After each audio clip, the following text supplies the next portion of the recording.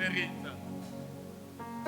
De génération à génération, d'époque après époque, nul ne sera Seigneur comme toi. Tu es le seul Seigneur. Tu es le seul roi. Tu n'as pas été amené à la royauté. Mais toi seul, tu es roi. Seigneur, merci. Nous avons pris dans les néants. Nous avons pris dans l'amour. Alors que nous ne te connaissions pas. Et tu as fait de nous, oh Dieu, les héritiers et les hériteurs de ton royaume. Quel grand cœur que tu as, oh Dieu. Afin que nous puissions hériter ton cœur. Nous n'avons pas que seulement hérité, oh Dieu, le contenu de ton royaume, mais nous avons hérité ton cœur. Quel grand privilège, oh Dieu, que nous avons d'hériter le cœur de celui qui est éternel. C'est pourquoi tu as dit, j'habiterai dans leur cœur. Quelle grande bénédiction. Seigneur, s'il y a bénédiction dans le ciel sur la terre, la première bénédiction que mon cœur ne cesse parmi tant d'autres, c'est cette bénédiction où tu me prends et tu me fais asseoir dans ton cœur et tu es assis aussi dans mon cœur. Nous sommes venus ce matin pour t'apporter nos prières de gratitude en ton honneur, toi, ô Dieu, qui nous a soutenus tout au long de cette semaine. Tu as facilité, ô Dieu, nos pieds, tu as facilité, ô Dieu, nos mains, tu as facilité nos bouches, tu as tout facilité, ô Dieu. L'ennemi était prêt à finir avec nous. La maladie était prête à finir avec nous. Ce problème était prêt à finir avec nous. Mais Seigneur, tu n'as pas accepté cela. Tu n'as pas permis cela. C'est pourquoi des hommes et des femmes, reconnaissant Dieu ce que tu accomplis dans leur vie au quotidien, unis, oh Dieu, en famille, que tu as établi dans cette vallée, nous sommes venus, oh Dieu, t'apporter non seulement nos gratitudes et nos reconnaissances, mais nous sommes venus, oh Dieu, confier encore cette semaine qui commence. Et par cette semaine, oh Dieu, nous sommes en train de tenir le 12e mois que nous allons commencer d'ici peu par ta grâce. Seigneur, merci pour ta parole ce matin. Merci d'éclairer nos vies par ta parole. Et merci de faire de nos vies, oh Dieu, une véritable lumière qui éclaire ceux qui ne te connaissent pas. Seigneur, ce matin, prends la place du roi ce matin. Nous sommes en train de proclamer que celui qui est venu fatigué, Seigneur, dès l'instant qu'il foule son pied dans ton sanctuaire, Seigneur Dieu, que la fatigue soit enroulée de dessus de lui. Que celui qui est venu malade ce matin, nous proclamons que cette maladie ne régnera pas dans sa santé. Que celui qui est venu rempli de problèmes, nous sommes en train de confesser que Jésus est la solution à tous tes problèmes. Nous sommes en train de proclamer ce matin que celui qui est menacé spirituellement, le Christ qui est levé ce matin, te délivre de tout danger. Nous sommes en train de déclarer ce matin, si tu n'avais jamais connu une joie quelconque, je déclare ce matin par les devant Dieu et qu'il te donne une joie jamais expérimentée depuis ta naissance. Oh, ce matin, nous sommes en train de bénir le nom de celui qui est éternel, qui nous fait grâce de les célébrer encore.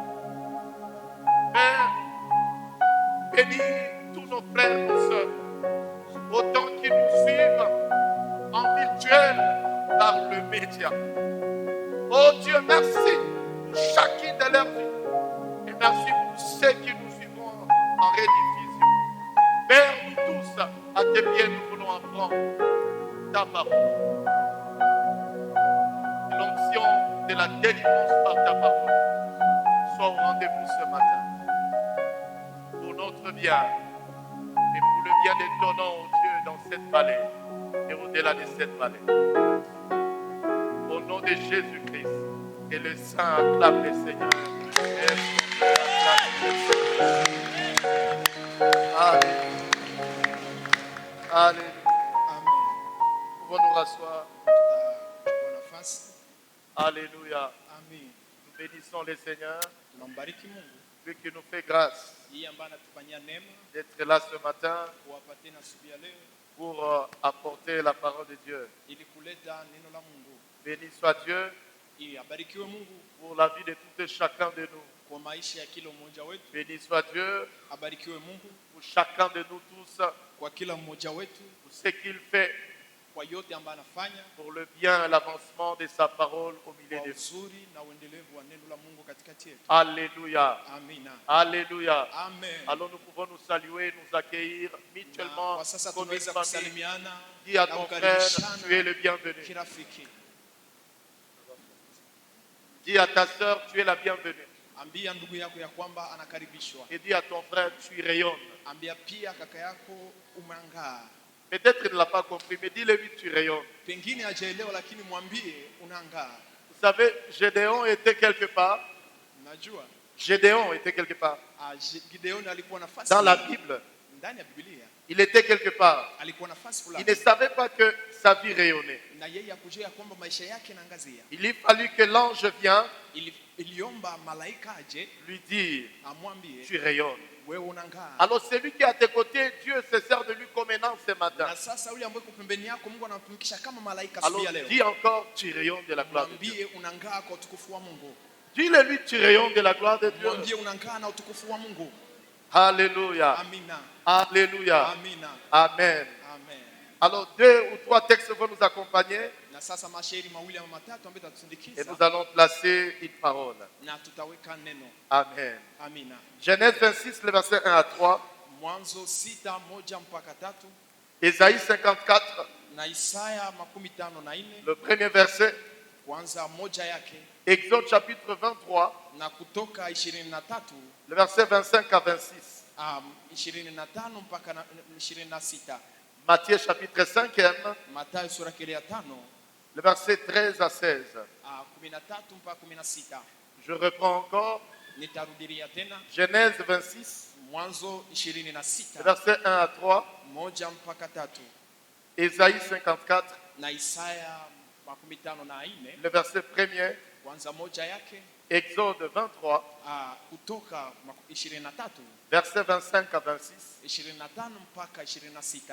Matthieu chapitre 5, Mathayo sura ya 5 le verset 13 à 16. 13 mpaka 16. La Bible nous dit ceci. Biblia inasema hivi: Il y eut une famine ikawa njaa dans le pays, nchi hiyo, outre la première famine, mbali na njaa ile ya kwanza qui eut lieu du temps d'Abraham, iliyokuwa siku ya Ibrahimu. et Isaac alla vers Abimelech, Na Isaka akamwendea Abimeleki, roi de Philistins, mfalme wa Filistini, à Guérar. huko Gerari. L'Éternel lui apparut Bwana akamtokea et dit, akasema, ne descends pas en Égypte, usishuke kwenda Misri, demeure dans le pays que je te dirai.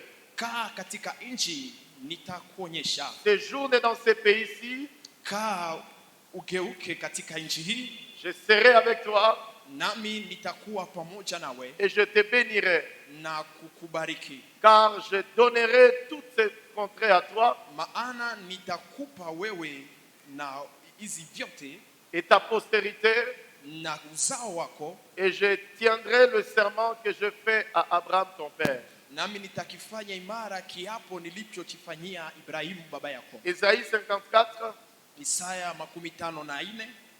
réjouis-toi, Ufurahi stérile, wewe stérile, ambao unazaa, stérile. Sieza, au usiyezaa. amatasa. Tasa. Réjouis-toi, Ufurahi stérile, wewe usiyezaa, toi qui n'enfantes pas, wewe ambaye hauzai, fais éclater ton allégresse na uoneshe utu wako et ta joie, na furaha yako, toi qui n'as plus de douleur, wewe ambaye hauna uchungu, car les fils de la délaissée kwa sababu mwana ule ambaye aliachiliwa seront plus nombreux.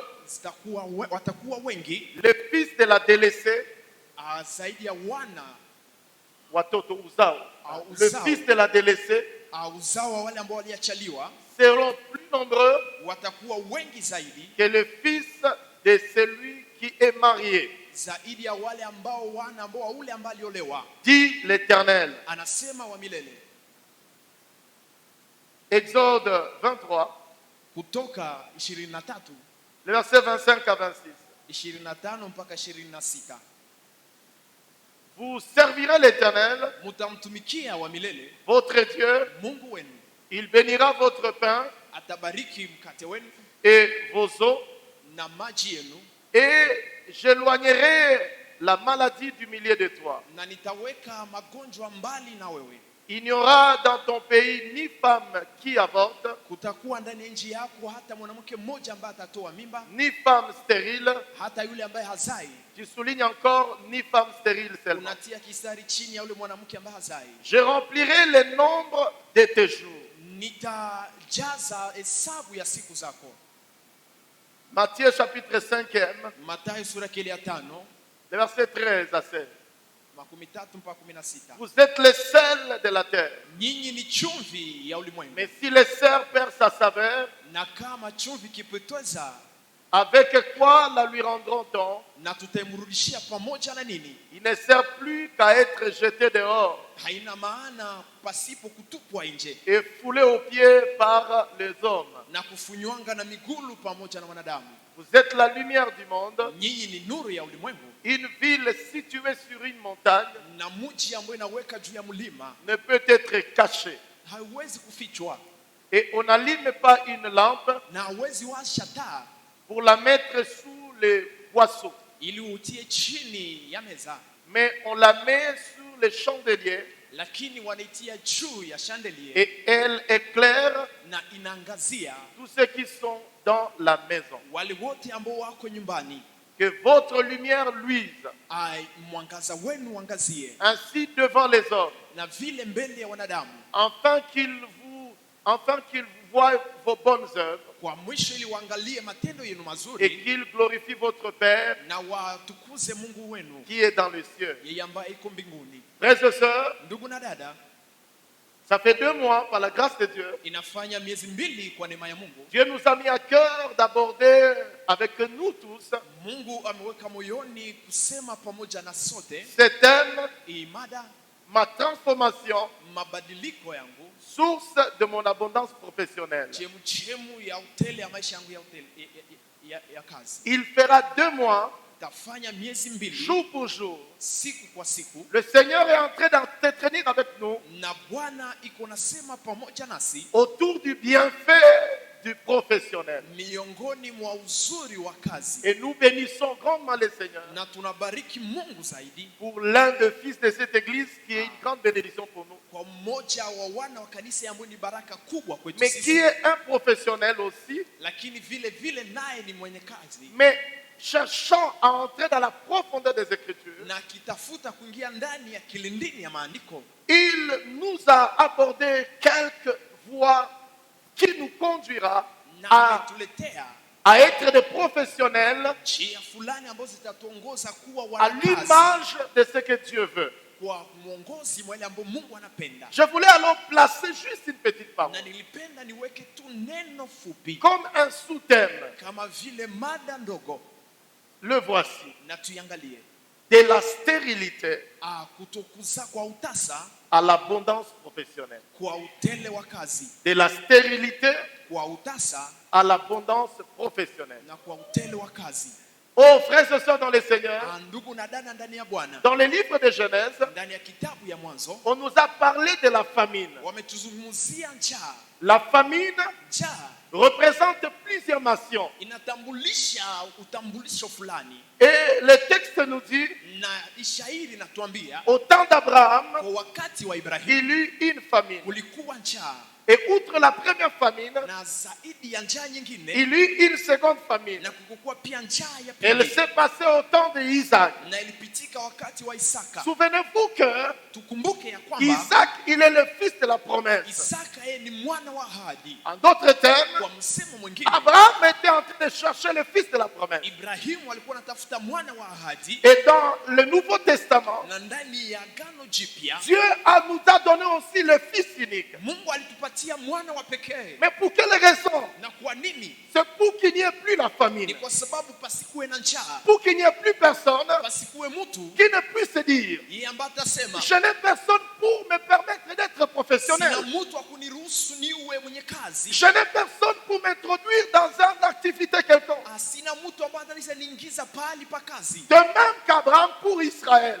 Vile vile kwa Ibrahimu na Israeli, Abraham pour Israël, Ibrahimu kwa ajili ya il Israeli est d'abord le père pour Israël. kwanza ni baba wa Israeli, Mais Dieu lui a donné le fils de la promesse. lakini Mungu alimpatia mwana wa ahadi. Et la Bible nous déclare, Na Biblia inasema c'est que Dieu n'a pas accepté que le fils de la promesse puisse aller ailleurs. ya kwamba Mungu hakuitika mwana wa ahadi aende ngambo nyingine. C'est pourquoi en Jésus-Christ, Ndio maana ndani ya Kristo voici Yesu, ce que Dieu déclare. angalia ile ambayo Mungu Dieu anakiri. est prêt à tout donner pour nous Mungu iko tayari kupana yote à kwa ajili cause de yetu Jésus-Christ. kwa sababu ya Yesu Kristo. Je suis en train de dire à l'église, Niko nasema kwa ne kanisa, pas comprendre l'importance de la profession, kutokuelewa umuhimu wa kazi c'est passer à côté des Écritures. ni kupita pembeni ya maandiko. C'est pourquoi jusqu'aujourd'hui, Ndio maana mpaka leo la vie chrétienne maisha ya est Kikristo remplie de personnes mais qui ne veulent pas être accompagnées par la famine. inajaa na watu lakini hawapendi Mais waongozwe na njaa. bizarrement,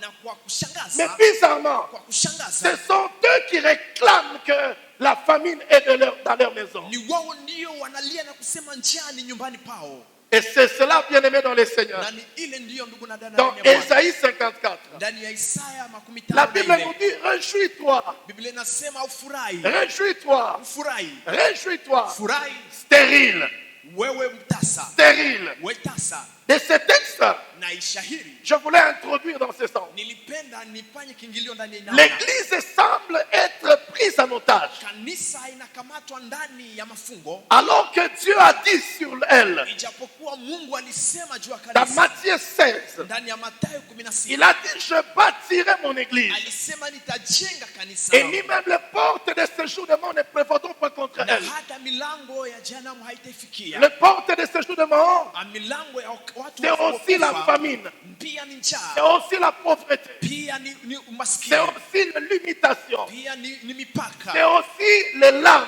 na ni machozi, c'est aussi le rejet na des ni Écritures. kutupilia mbali maandiko. L'église est prise en otage, Kanisa inakamatwa, alors que nous attendons la seconde venue de Jésus. ijapokuwa tunachunga kurudi kwa Il pili y kwa a une Yesu. certaine chrétienté qui est prise en otage, Na kuna ukristo fulani ambao où unafungwa, on fait savoir aux gens anakujulisha watu que exercer une profession ya kwamba kuwa na kazi ne sert à rien. haina maana, Exercer une profession kukuwa na kazi ne sert à rien. haina C'est maana. pourquoi Dieu, Ndiyo maana Mungu il dit dans le livre des Proverbes, anasema ndani ya kitabu et cha qu'il bénira Mithali l'activité de l'homme. ya kwamba anafurahia kazi ya Il mwanadamu, bénit l'activité de l'homme. anabariki kazi ya mwanadamu. Dieu ne bénit pas les noms des activités. Mungu habariki jina ya Dieu ne makazi, bénit pas les noms que vous connaissez. Mungu habariki jina ambayo Mais Dieu unajua, bénit l'activité de l'homme. lakini Mungu anabariki Peu kazi ya importe mwanadamu, ce que tu fais, ingawaje ile ambayo unafanya, même si tu n'es pas à la DGDA, hata kama hauko kwa même si ofisi, tu n'es pas ministre, hata kama hauko même waziri, si tu n'es pas tous les grands noms que toi tu connais, hata kama hauko ndani ya kila namna ambayo ce n'est unajua, pas là que repose la bénédiction. haiko kule ndipo kuna kuwa Dieu, baraka, il bénit l'activité d'un homme. lakini Mungu anabariki kazi ya Mais mwanadamu. bizarrement, Lakini ya il kushangaza, y a l'évangile qui a été pris en otage. kuna injili ambayo ilikamatwa ndani ya Et mafungo, à cause de cette prise en na otage, kwa sababu ya ile mafungo, eh bien, Jésus qui a dit, na Yesu ambaye alisema je bâtirai mon église. nitajenga kanisa langu, En d'autres termes, je vais bâtir une maison kwa msemo mwingine nitajenga nyumba dont en son sein je vais rassembler des personnes. ambao kwa wakati wake Je nitaunda vais watu les convertir na nitawabadilisha nikiwabadilisha en le convertissant na nikishawabadilisha par mon onction, kwa mafuta yangu par ma puissance, na kwa uwezo wangu, ils vont devenir des hommes de grande bénédiction. watakuwa watu wa baraka mkubwa. C'est pourquoi Dieu il dit, Ndio maana Mungu anasema, Abraham, Ibrahimu, quitte la maison de ton père. toka ndani ya nyumba ya baba En yako. d'autres termes, Kwa msemo Dieu mwingine, est en train de dire, Yesu iko moi nasema, aussi je vais me bâtir une maison. nami pia nitajengea nyumba. Je veux me bâtir une maison Nitajengea nyumba dont j'aurai le fils de la promesse ambao nitakuwa na mwana wa qui ahadi sera la tête de la maison. ambaye atakuwa kichwa ya nyumba. Pourquoi l'apôtre Paul dit, Ndio maana mtume Paulo anasema, Jésus-Christ Yesu est Kristo la tête de l'église. ni kichwa ya En kanisa. d'autres Kwa termes, msemo mwingine, quand Abraham était dans sa maison, wakati inuingia ndani ya il y nyumba avait une autre tête. kulikuwa kichwa Mais nyingine, quand Abraham est sorti dans sa na maison, sasa Ibrahimu alitoka ndani ya Dieu nyumba était sa tête. na Mungu alikuwa Et il n'y a kichwa, aucune personne na hakuna mtu qui a comme tête Dieu. ambaye anakuwa na kichwa kama si Puisse Mungu, mendier. na ni Mungu tu. Il puisse mendier. Aombe tu Mungu, Puisse mendier. Mungu tu. Non, il n'y a aucune personne Hakuna mtu qui a Dieu comme tête. ambaye anakuwa na Mungu kama Puisse kichwa, mendier. Puisse être mendiant. akuwa kuombaomba. C'est pourquoi Dieu lui-même il peut Ndio dire, maana Mungu mwenyewe vous angesema, n'allez pas prêter, hamutakopesha, mais vous allez en prêter. lakini Ce mtakopesha. sont des paroles de Dieu Ni maneno ya Mungu et qui nous concernent. na ambayo inatuhusu. Mais bien aimé dans le Seigneur, Lakini mpendwa ndani ya Bwana, Abraham était dans sa maison, Ibrahimu alikuwa ndani ya nyumba mais il yake était stérile. na alikuwa tasa, Il était stérile. alikuwa Et hazai, c'est pourquoi Dieu, na ndio maana Mungu il m'a mis à cœur ananiweka moyoni de parler de ce souterrain, akuzungumzia hii mada, de la stérilité kutoka ndani ya kutokuzaa à l'abondance professionnelle. mpaka ndani ya utele wa kazi. On n'a pas dit à l'abondance financière, Hatukusema utele wa makuta, l'abondance professionnelle. tulisema utele wa kazi. Dieu veut que nous entreprenions. Mungu anapenda tuanzishe Dieu kazi. veut que nous fassions des activités. Mungu anapenda tukue na kazi, La stérilité, na kutokuzaa elle nous a frappés par la désobéissance d'Adam. imetupiga kwa kutokutia Adamu na Hawa. C'est pourquoi nous allons parler de ce que et les conséquences de la stérilité. Ndio maana tutazungumzia matokeo ya utasa. Laisse-moi finir mon introduction. Acha nimalize kiingilio kyangu. L'Église semble être prise en otage. Kanisa inakamatwa ndani ya mafungo, Et pourtant, si elle, Dieu a dit, ijapokuwa Mungu alisema il bâtira, atajenga, et ni même les portes de séjour des morts na hata milango ya ne zema prévaudront pas contre elle. haitafikia. L'Église est prise en otage par Kanisa Parfois. inafungwa kwako wewe, Elle est prise en otage inafungwa par certains messages kwa ajili ya ujumbe qui fulani semblent les dépouiller du potentiel. ambao inaitosha na kuivua ndani ya Vous ne ya pouvez heshima. pas vous ne pouvez pas faire une activité professionnelle Hauwezi kufanya kazi si votre potentiel kama umuhimu wako ne fonctionne pas normalement. haitumike vizuri. C'est pourquoi dans Romains chapitre 10, le verset 17, Ndio maana ndani ya Warome 10:17 na si la foi vient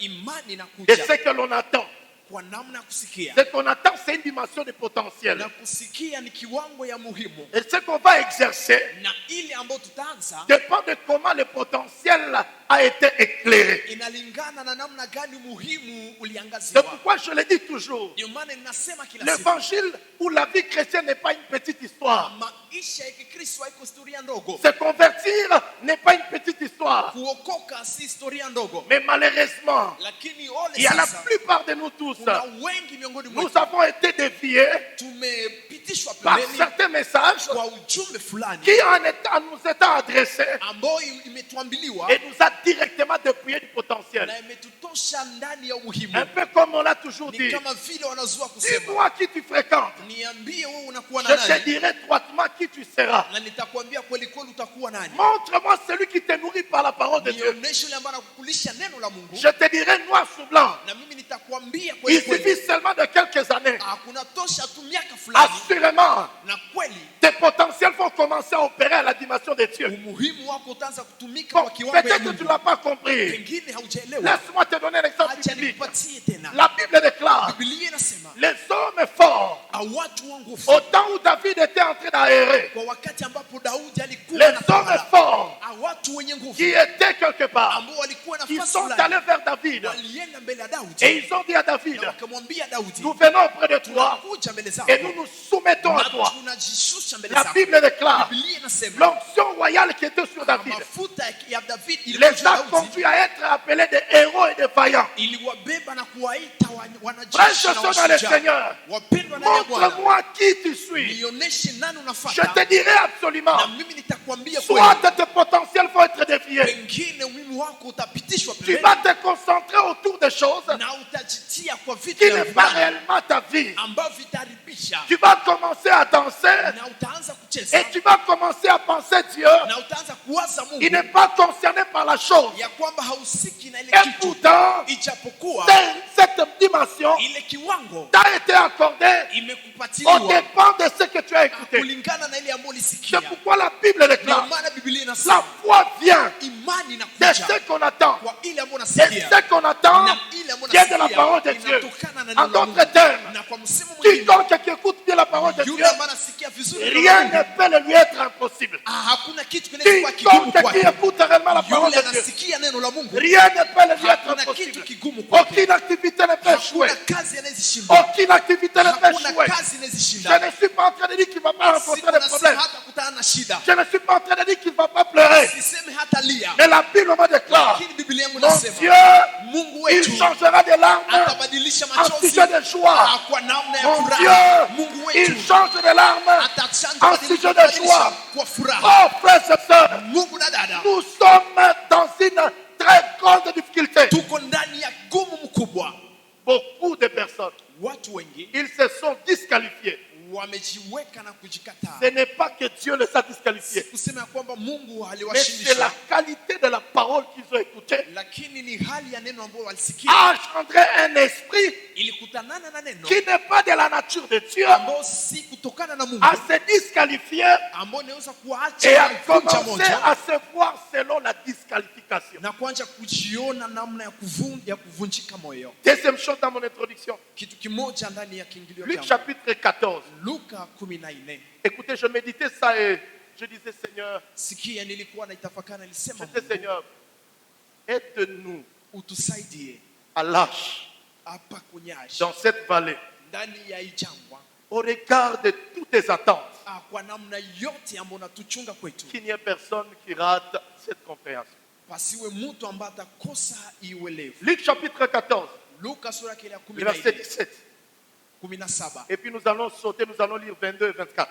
Kisha tutaruka, utasoma 22 na Mais tu 24, peux lire de 17 à 24. lakini tunaweza kusoma 17, 14 Au verset 17, la Bible nous dit, Biblia inasema, si tu as ta Bible et si tu peux lire avec les amis de la nouvelle technologie chrétienne. kama una Biblia unaweza kusoma. Voici, est-ce qu'on peut lire 1, 2, 3?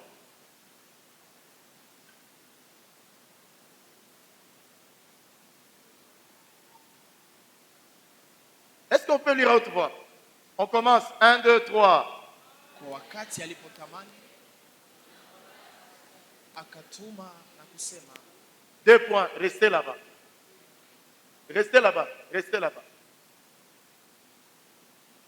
Le plus grand serviteur de tous les serviteurs que Dieu a, mtumishi mkubwa miongoni mwa watumishi wote ambao Mungu anakuwa nao, il envoya akatuma son serviteur. mtumishi wake, Il n'a pas envoyé ses serviteurs. hakutuma watumishi. Ce texte a la première mention Ishairi inakuwa na alama moja dans le français normal que toi et moi nous avions étudié. ndani ya Kifaransa ya kawaida ambayo mimi na wewe tulisikia, Matasa, notre votre lèvre. Montoso, novo. Unaona? Unaona? Wewe sikuwa unapita kama madirisha. Sijui inaturatrape hapa. Il envoya son serviteur. C'est le pronom possessif singulier. ni kitu ambacho kinatambulisha Le jina texte ya déjà kipekee est en train de nous renvoyer et qu'il s'agit déjà de Dieu ambayo inahusu kwanza qui Mungu nous envoie son Fils. ambaye anatutumia mwana wake. Alléluia. Amen. Alléluia. Amen. Maintenant on dit Na sasa wanasema dire aux conviés. ambao wanastahili. Maintenant, ces mots aussi nous renvoient à deux types de conviés.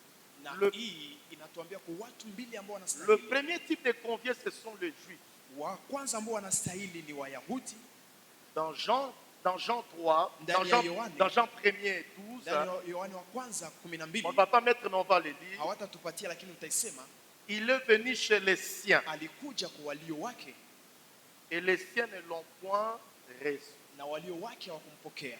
Et la Bible continue en disant, Na Biblia inaendelea il ikisema, est allé vers une nation perdue étrangère. na akaenda kwa taifa ambayo imepotea. Ces nations perdues étrangères, qui sont? Wale ile taifa ambazo zimepotea za nchi ya nchi. Les Indiens, Kuna kwa Wahindi, les Américains, kuna kwa Wamarekani, les Blancs, kuna kwa les Ukrainiens, kuna kwa watu wa Ukraine, les Russes, kuna kwa Warisi, les Camerounais, kuna kwa Kameruna, les Congolais. kuna kwa Wakongomani. Bref, Kwa kifupi, tous ceux qui ne sont pas des Juifs. wale wote ambao si Wayahudi.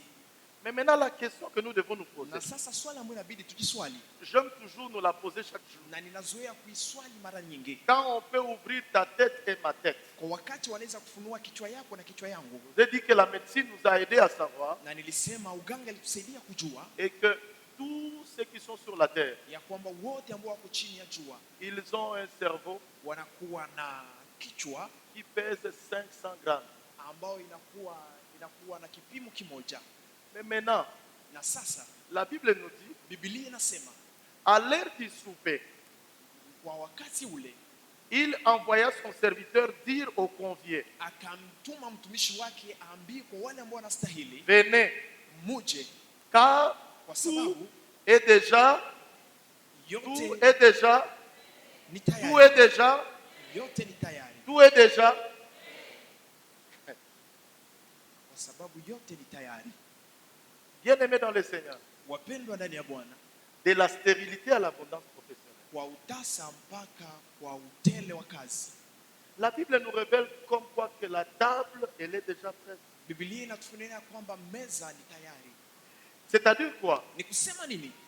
Je vais aller plus loin. Nitaenda mbali zaidi. C'est que toute personne Ni kusema kila mtu qui pense ambaye anazani qu'il vient anakuja devant Dieu mbele ya Mungu avec une conscience chargée. pamoja na dhamiri ambayo inajaa Mais vitu. la Bible nous dit, Lakini Biblia inasema il envoya son serviteur akatuma mtumishi wake dire aux conviés, aambie kwa la wanaostahili table, ya kwamba elle meza est déjà ni prête. tayari. Ce matin, Asubuhi ya leo si tu es venu kama umekuja avec une conscience chargée, pamoja na dhamiri ambayo inajaa vitu, Jésus dit, Yesu anasema on lui a donné la parole walimpatia neno pour qu'il vienne dire à quelqu'un, ili aje ambie mtu la table, elle est déjà prête. ni tayari. C'est que tu n'as plus droit Ni kusema hauna tena de sheria venir devant Dieu ya kukuja mbele ya et de Mungu rentrer avec une conscience chargée. na kurudia na kichwa mazamiri ambayo Je voulais dire à quelqu'un, ninapenda mwambie la mtu table, elle est déjà prête. meza ni tayari. En d'autres termes, Kwa msemo mwingine tu n'as plus droit hauna sheria de venir devant Dieu ya kuja mbele ya Mungu et de garder ton état de santé. na kubakia na ile hali yako Ce n'est ya pas dit afya. parce qu'aujourd'hui que ça n'a pas tenu Haiko kwa sababu leo et haikukamata que la parole de Dieu n'est pas vraie. ya kwamba neno la Mungu si Parce kweli. que la Bible déclare, Biblia la inasema foi vient de ce qu'on attend. imani inakuja kwa ile ambayo Il est unasikia. seulement question de t'exposer à ce qui est réel.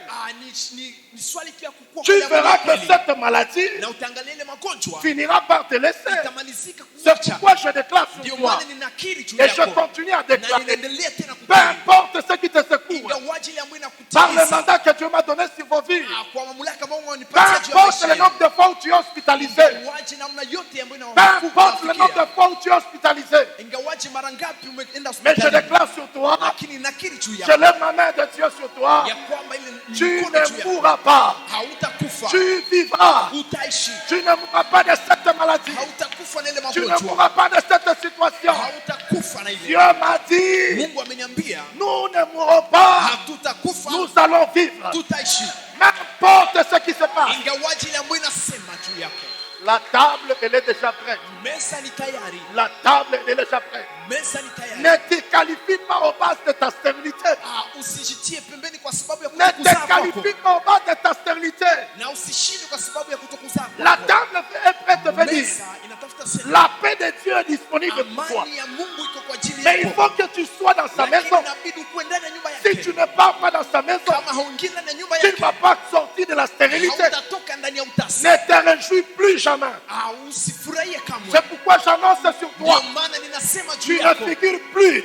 hauko Tu ne miongoni, figures plus hauko parmi miongoni les personnes mwa wale qui trouvent du plaisir ambao wana de furaha rester chez eux ya kubaki kwao sous nyumbani, prétexte que Dieu est dans leur wakisema cœur. ya kwamba Mungu, Sous prétexte que ya kusema ya kwamba Dieu est dans leur cœur.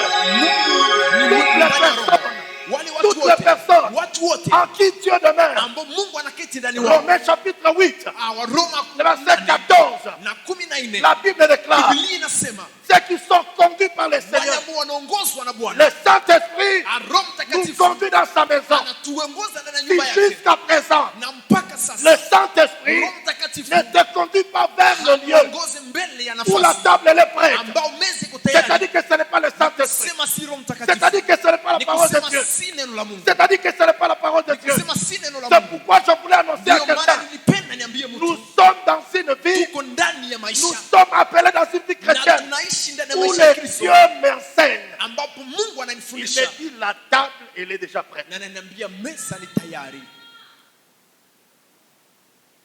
Alléluia. Amen.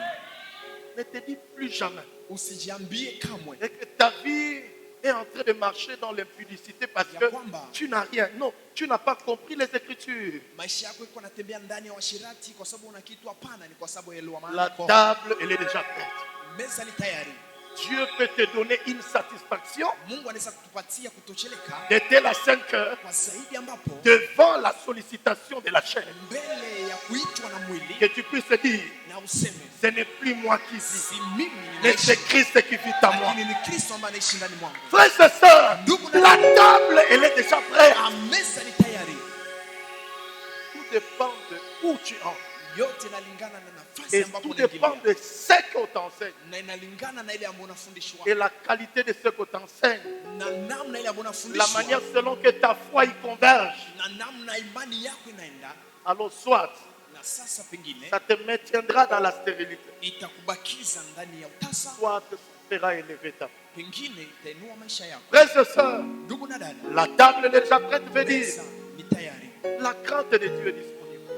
Uoga wa Mungu ni tayari, La crainte de Dieu est disponible. na uoga wa Mungu uko C'est hapa. pourquoi dans le psaume Ndio 23, maana ndani ya Zaburi David dit 23 ceci. Daudi anasema Il lui a ma tête d'huile. anapaka kichwa Il ne se limite pas par là. haishie tu Dieu hapo. ne se limite pas que seulement par la prophétie. Mungu haishie tu kwa Dieu ne se limite pas que seulement par te remplir. Mungu haishie tu kukujaza. Non, Dieu n'est pas que seulement ça. Hapana, Mungu haiko tu Mais ile, Dieu, il fait ceci aussi. lakini Mungu anafanya pia hivi, Il établit une table. anaweka meza Et en face de toi, na mbele zako il met l'ennemi. anaweka Quel est cet ennemi?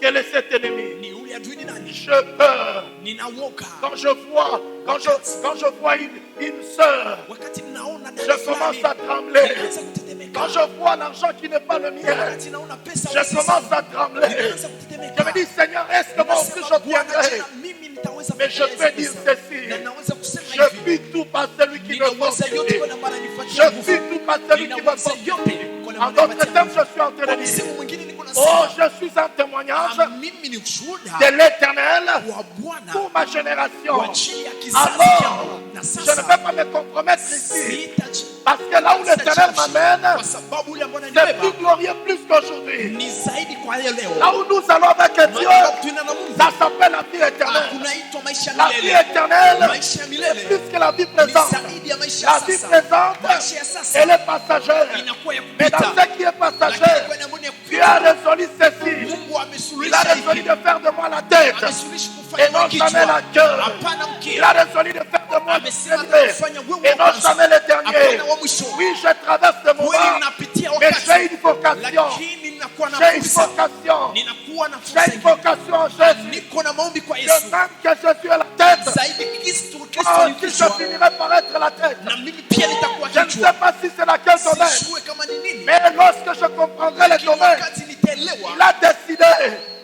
il a décidé aliamua de faire de moi la tête. kunifanya mimi kichwa. Et le Seigneur, Na Bwana il a la capacité ana uwezo de faire de toi la tête, ya kufanya wewe kichwa, non pas avec beaucoup de millions, hapana pamoja na pesa mais nyingi, seulement avec la paix du cœur. lakini pamoja na amani ya roho.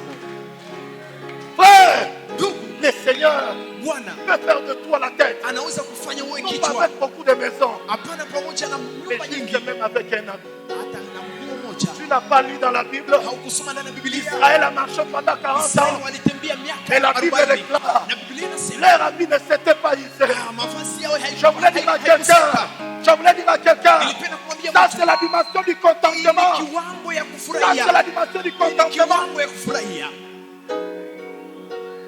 Frère, Ndugu, la table elle est prête. meza ni tayari. Je veux dire c'est une vie responsable. Inatafuta sema ni maisha ya majukumu, C'est une vie responsable. maisha yenye majukumu. Qu'un homme et une femme Mwanaume na mwanamke doivent chercher. wanaweza tafuta.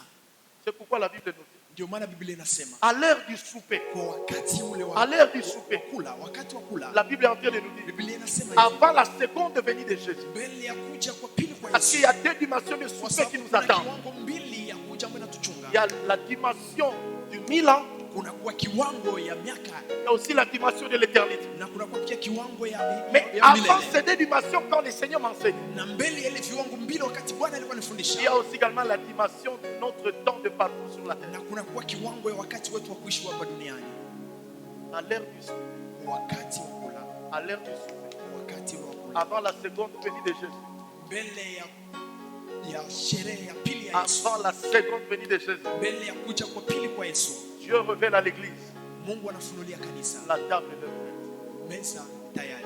Mais voici encore. Na angalia sasa, Donnez le verset 22-24. tupatie 22 24. Il dit, les serviteurs disent, Anasema mtumishi akasema, Maître, Bwana, si donc nous avons compris, il s'agit de Jésus. na kama tulelewa inahusu Yesu. Ici, ce texte se rapporte à un autre texte. Hapa hii shairi inatubeba kwa chini nyingine Dans le livre de Matthieu, ndani ya kitabu cha Mathayo. à un moment donné, Jésus-Christ va déclarer cette parole. Kwa wakati mmoja Yesu Kristo atasema hili neno, Israël, Israël, Israeli, Israeli, vous n'avez pas connu le temps de visitation. hamkutambua wakati wa kutembelewa Mais kwenu. maintenant, les choses qui étaient attachées à vous. Na sasa vitu ambavyo vilikuwa naambatana nanyi, Donc, ceci se rapporte au verset 17, kusema inaambatana na sura ile ya où le Seigneur 17 vient de nous révéler que la table est prête. ambapo Bwana ametufunulia kwamba meza ni tayari. Maintenant, Jésus a dit, tu n'as pas reconnu le temps de ta Na visitation. wakati Yesu alisema haukuelewa wakati wa kutembelewa Mais maintenant, kwenu. les choses qui étaient à toi Na sasa mambo ambayo yalikuwa ndani viennent mwako de passer à côté. vimepita pembeni. Ça vient maintenant vers nous. Na sasa inakuja kwetu Mais maintenant, on sisi. arrive dans ce Na texte. tunafika kwa shairi. Voyez la beauté de la Bible. Tuangalie uzuri wa Biblia. Verset après verset.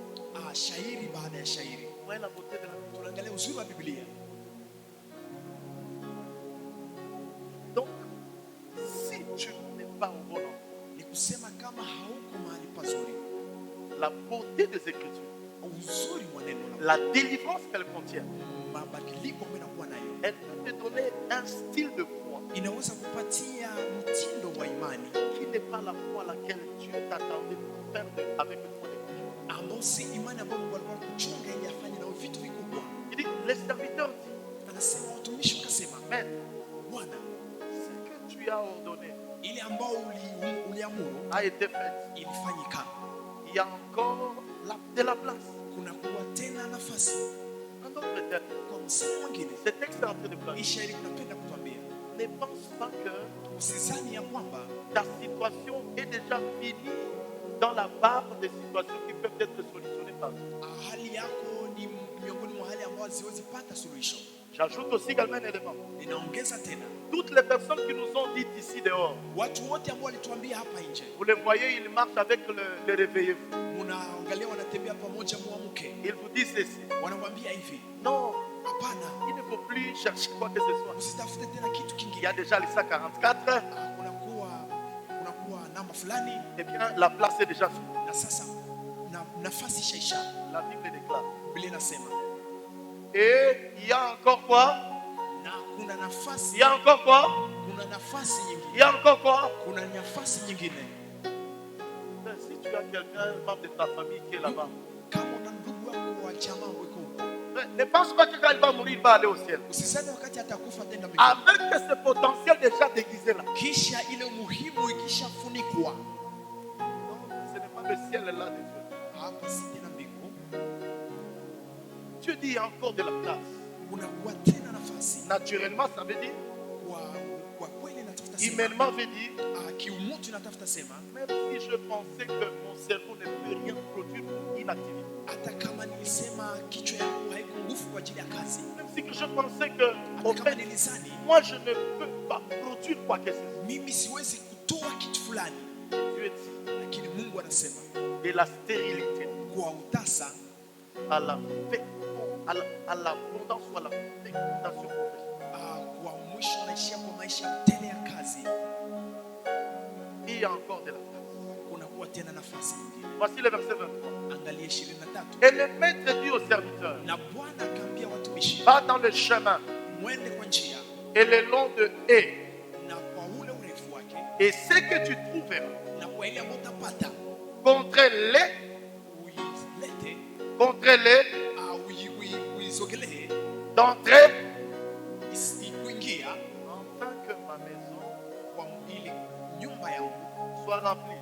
ijae. En d'autres termes, Kwa msemo mwingine pia, c'est que Dieu, ile ambayo Mungu ce qu'il veut, ambaye anapenda il veut te contraindre. anapenda akutanane na wewe.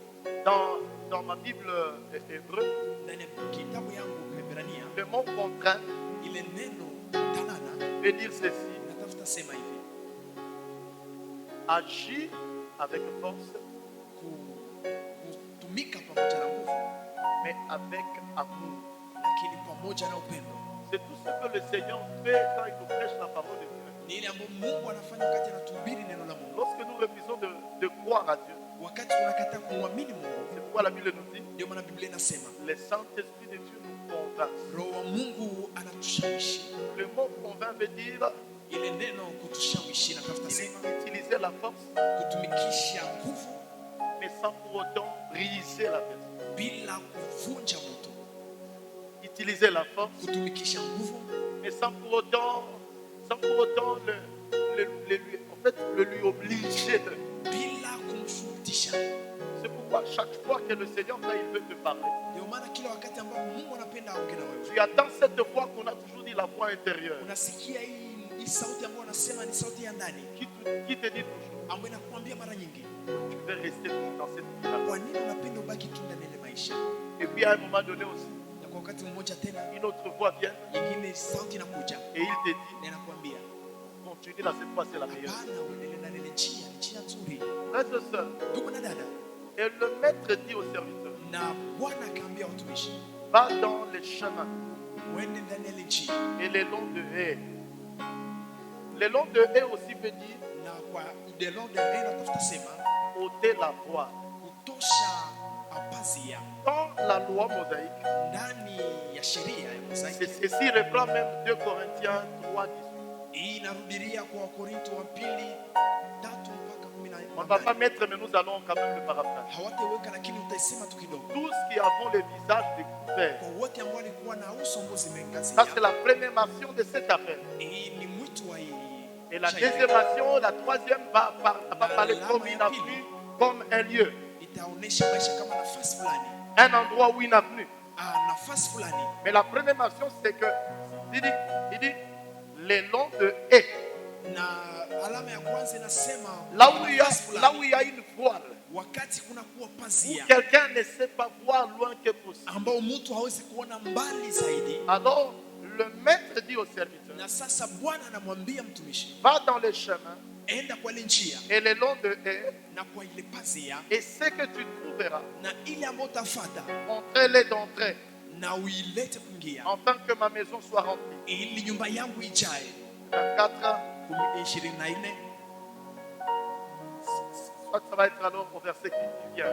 Et la Bible nous dit, car je vous l'ai dit, kwa sababu nawaambia aucun de ces hommes hakuna mmoja wa watu qui avait été invité ambaye alialikwa n'écoutera de mon souper. ambao atakula kwa chakula yangu. C'est-à-dire, Ni kusema pour mieux comprendre le verset 24, ili kuelewa 24 il faut que nous rentrions alors au verset 17. inabidi kurudia kwa 20 Où le Seigneur nous a dit, ambapo Bwana la alisema table elle est prête. meza ni tayari Avant la seconde venue de Dieu, mbele ya ujio wa pili wa le Yesu. Seigneur dit à quelqu'un, Lakini napenda kumwambia mtu la table elle est prête. meza ni tayari, Tu n'as plus à te culpabiliser. hauna ya Tu n'as kujishtumu, plus à avoir une conscience chargée. hauna tena Il dhamiri suffit ya seulement kuacha d'être au maneno. bon endroit Inakuwa tuko nafasi et nzuri tu verras que ton histoire changera. na utaangalia historia yako itabadilika. Je voulais dire en deuxième lieu, Nilipenda kusema kwa nafasi ya pili, avant de donner place à la Sainte Seine, mbele ya kupatia nafasi kwa meza ya et Bwana, je prie quand même que je puisse terminer les 3 points. lakini ninaomba nimalize hizi pointi tatu. Quelques conséquences 3 de la stérilité. Matokeo matatu ya utasa. La stérilité nous enlève notre joie. Utasa inatosha furaha yetu, C'est-à-dire que le fait de ne pas comprendre l'appel de profession, ni kusema kiwango ya kutokuelewa mwito wa kazi, c'est que la stérilité nous enlève notre joie. ni kusema utasa inatuondoa furaha C'est yetu. pourquoi dans Genèse, dans Ésaïe, on nous a dit, Ndani ya Isaya walisema réjouis-toi. ufurahi. Toute personne ici ce matin, Kila mtu yote hapa asubuhi ya qui leo de nous n'a pas besoin qu'on lui dise que tu es beau? ambaye hana haja wamwambia kwamba ni mzuri, Qui de nous, personne? nani miongoni mwetu? Mais à combien plus forte raison? Lakini kwa nguvu zaidi gani Lorsque nous avons le travail, wakati unakuwa na kazi? toute personne quand il a une activité, Kila mtu ambaye wakati anakuwa na kazi il se voit comme s'il est supérieur à toute personne, non? na anaangalia kwamba ni mkubwa kwa zaidi ya wengine N'est-ce pas, non? wote, si ndivyo? N'est-ce pas, non? Si ndivyo? N'est-ce pas, non? Si ndivyo? Est-ce qu'on est d'accord? Je, tuko pamoja, On est ensemble. tuko pamoja. La Bible nous dit, réjouis-toi. Biblia inasema ufurahie. C'est là que l'éternel commence. Ni hapo ndipo Bwana anaanza. La Bible nous dit, réjouis-toi. Biblia inasema ufurahie.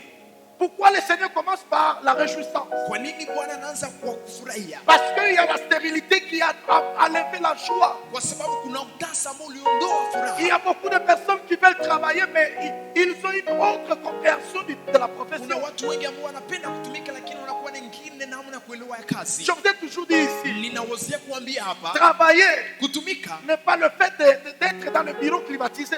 si kusema ya kwamba kuwe ndani ya ofisi Même ambapo kuna quand hewa Dieu nous nzuri. parle de l'abondance, Hata maisha ya utele. même quand Dieu nous parle de l'abondance, Hata wakati Mungu anatuzungumzia cet utele. appel ne veut pas dire que nous tous nous aurons des millions. Hii si kusema kwamba sote tutakuwa na mamilioni. Non, ce n'est pas ça. Hapana, si Mais hivyo. le Seigneur est en train de nous dire, Lakini Bwana yuko c'est anatuambia que nous devons accéder ya kwamba inabidi à une tufanye dimension qui va nous réjouir. kwa kiwango ambacho C'est itatufurahisha. la raison pour laquelle Ndiyo maana beaucoup de personnes, watu wengi ils veulent travailler dans des domaines, wanapenda watumike ndani ya mais viwango leur fulani. cœur est éloigné de ces domaines-là. Lakini roho zao ziko mbali Beaucoup na de hiyo kiwango. personnes, Watu ils wengi veulent être élevés, wanapenda mais leur wainuliwe, cœur n'est pas élevé comme l'élévation. lakini roho zao zinuliwe kama Et vile c'est walipenda pourquoi wainuliwe. aujourd'hui il y a plus de Ndio problèmes. maana leo kunakuwa shida nyingi. Alléluia, Amen. alléluia, Amen. alléluia. Amen.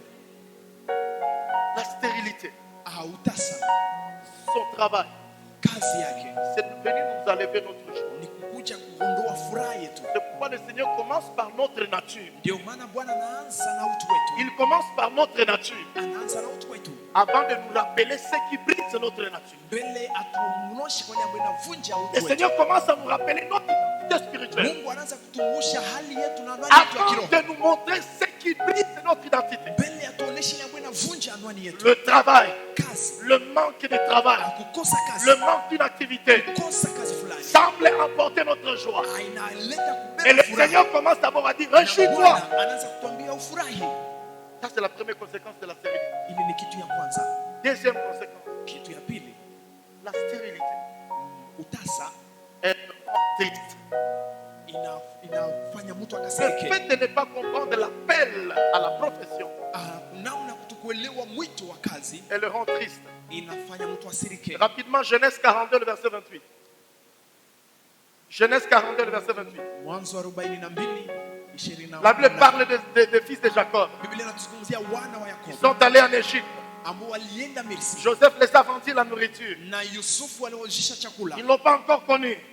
Ici, Hakumjua. c'est l'image aussi de Jésus. Hapa si Yesu kwanza. C'est l'image, ici aussi, c'est l'image de Jésus. Hapa pia ni sura ya Kristo. Mais je ne vais pas quand même aborder là-bas. Na sitaendelea mpaka huko. Mais la Bible nous dit Lakini Biblia inasema et que le Seigneur, ya kwamba Bwana par Joseph, anaenda kwa Yusufu. il a mis beaucoup de biens Aliweka mambo mengi dans mazuri leur sac. ndani ya Dans leur sac. saki zao. Et le mot ici, sac, Na hapa neno rappelle saki, aux choses que Dieu a enfouies en toi avant que tu ne viennes au monde. inakumbusha ile mambo ambayo Mungu aliweka ndani mwako mbele uje duniani. La Bible me dit, Biblia inasema avant que nous venions au monde, mbele sisi le tuje Seigneur nous duniani. connaissait. Bwana alikuwa Non anatujua. seulement qu'il nous connaissait, Hapana tu alikuwa mais il anatujua, nous a accompagnés avec beaucoup de choses. lakini alitusindikiza giza na mambo mengi. Jacques chapitre 1er, le verset 17. Yakobo 1, le verset 17. 7:17. La Bible nous dit, Biblia inasema tout don parfait, zawadi yote nzuri toute grâce excellente, na kila neema vient nzuri vient d'auprès de Père de lumière, inatoka mbele ya Baba wa en mwangaza. lui à qui il n'y a point nombre de Ndani variations. mwake hamuna kivuli C'est-à-dire que fulani. ça ne sert à rien d'envier quelqu'un. Ni kusema haina maana kumtamani mtu. Lorsque vous entrez dans une bonne vie chrétienne, Wakati unaingia ndani ya maisha mazuri vous ya ne Kristo, pouvez pas envier quelqu'un, hauzi mais tamani vous allez vya mtu. seulement célébrer les gens. Ni kufurahia tu. Vous allez célébrer les autres.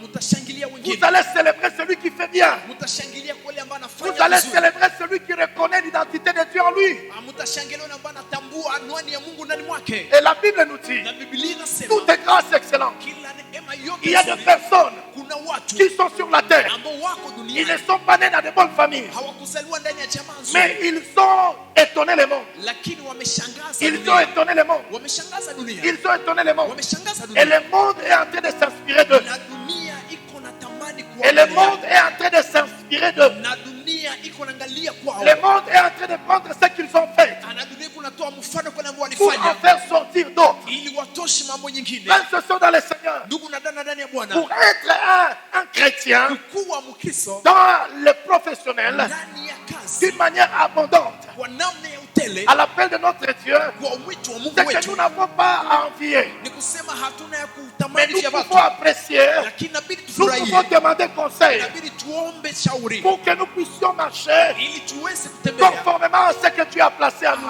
kwa namna nzuri yale ambayo Mungu Je voulais dire à quelqu'un, Nilipenda kumwambia mtu, tu peux devenir millionnaire, unaweza kuwa milionea, tu peux devenir quelqu'un de bien, unaweza kuwa mtu wa milioni, même avant dans les arachides.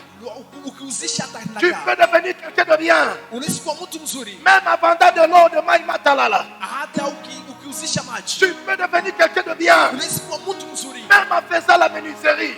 hata kuranda mbao. La plupart des personnes, Watu wengi ils pensent qu'en faisant quelque chose, wanazani ya kufanya kitu c'est fulani parce qu'on a raté la vie. kwa sababu ulikosa Et maisha. la plupart des personnes, Watu wengi, la seule chose que nous avons à kitu nous, kimoja ambacho tunakuwa lorsque ndani nous ya kichwa, voyons quelqu'un qui fait la wakati cordonnerie, tunaangalia mtu ambaye nous anafanya pensons kitu, qu'il a échoué sa vie. tunazani ya kwamba ameshindwa Mais maisha yake. même pourtant, il est en train de répondre au pardon de Dieu. Pengine kuna jibu wito wa Mungu. Alléluia. Amen. Alléluia. Amen. Alors la Bible déclare, Na sasa Biblia inasema toute grâce excellente neema yote nzuri vient d'auprès de Père. inatokana mbele ya Baba Alors, wa mwangaza. dans Genèse, là que nous sommes en train de Na lire, ndani ya Mwanzo ambao tulikuwa nasoma, la Bible parle des enfants de Jacob. Biblia inazungumzia wana wa Yakobo On a rempli dans leur sac na waliweka ndani ya saki zao de l'or, dhahabu de l'argent, na pesa de la nourriture. na chakula. Ces choses veulent dire ceci. Ile mambo natafuta sema hivi, En toi et en moi, ndani mwako na ndani mwangu il y a de l'or, il y a de l'argent. kuna pesa, kuna dhahabu. En toi et en moi, Ndani mwako na ndani mwangu il y a de la nourriture. kuna chakula. C'est pourquoi je vous dis, Ndio maana nawaambia passez. pitia kanisa, Donnez-nous seulement le temps. tupatie tu wakati, Mais par cette église, lakini kwa hii kanisa les gens seront nourris. watu watalishwa. Je ne parle pas d'abord de la parole. Asizungumziwe kwanza neno, Parce que Dieu kwa sababu nous a Mungu donné un fardeau. Nous a donné un fardeau. ametupatia mzigo Ça arrivera, frère. na itafika. Ndugu, Donnez-nous seulement le temps. tupatie tu wakati, Mais ne soyez pas surpris. musishangazwe Et que même après un trimestre, hata kisha hii wakati. non, ne soyez pas surpris. Musishangazwe Après un trimestre, lorsque ce temps arrivera, kisha wakati mmoja, wakati utafika et qu'on dira tous les Archois, ya kwamba watasema waashwa wote passez à notre minoterie, watapita kwa nafasi yetu, et chaque Archois a droit d'un sac de farine. na kila ashwa iko na. Frère, ça arrivera. Donnez-nous seulement le temps. Utupatie tu wakati, Donnez-nous seulement le temps. utupatie tu wakati. Frères et sœurs, Ndugu na dada, est-ce que tu es conscient de ça? je uko na dhamiri ya Mais ile pense que la vie chrétienne, c'est une vie de passe-temps. unadhani ya kwamba maisha ya Ukristo ni kupitia wakati Et la ule, Bible déclare, lakini Biblia inasema Joseph a placé dans leur sac. Yusufu waliweka ndani ya saki Joseph, zao. c'est le type de Jésus. Yusufu ni namna ya Yesu, C'est le type de Jésus. ni mfano wa La Yesu. Bible déclare, Biblia toute inasema personne qui rencontre Jésus, kila mtu ambaye anakutana na il Yesu ne reste pas le même. habaki Il gizani, ne reste pas le même. En d'autres termes, kwa kusema mwingine, Jésus le lui transfère Yesu anamuingia ndani les mwake. grâces, Neema, l'or, pesa, l'argent, dhahabu na pesa, afin qu'il ili kwa mwisho réponde à cet appel de Jean 17. ajibu kwa hii mwito wa Yohani de Jean 17, 17, Père, Baba, ils ne sont pas du monde, hao si wa dunia, et ils sont dans le monde. lakini ndani Et ya pour quel dunia. résultat? Sikia C'est matokeo. pour que ta parole, Ni kwa sababu neno que lako je leur ai donné, aishangaze qu'ils puissent la donner aux autres. na wapatie wengine. Frère, Ndugu, mais regarde, lakini angalia, la Bible nous dit, Biblia inasema, donnez-nous Genèse. utupatie mwanzo. La Bible nous dit, Biblia inasema hivi. la Bible nous dit, dans Genèse 20, là où nous sommes, Biblia inasema, là tu es en Jacques, allez en Genèse. enda ndani ya mwanzo. Genèse 42, là où nous étions. Genèse 42, verset 28.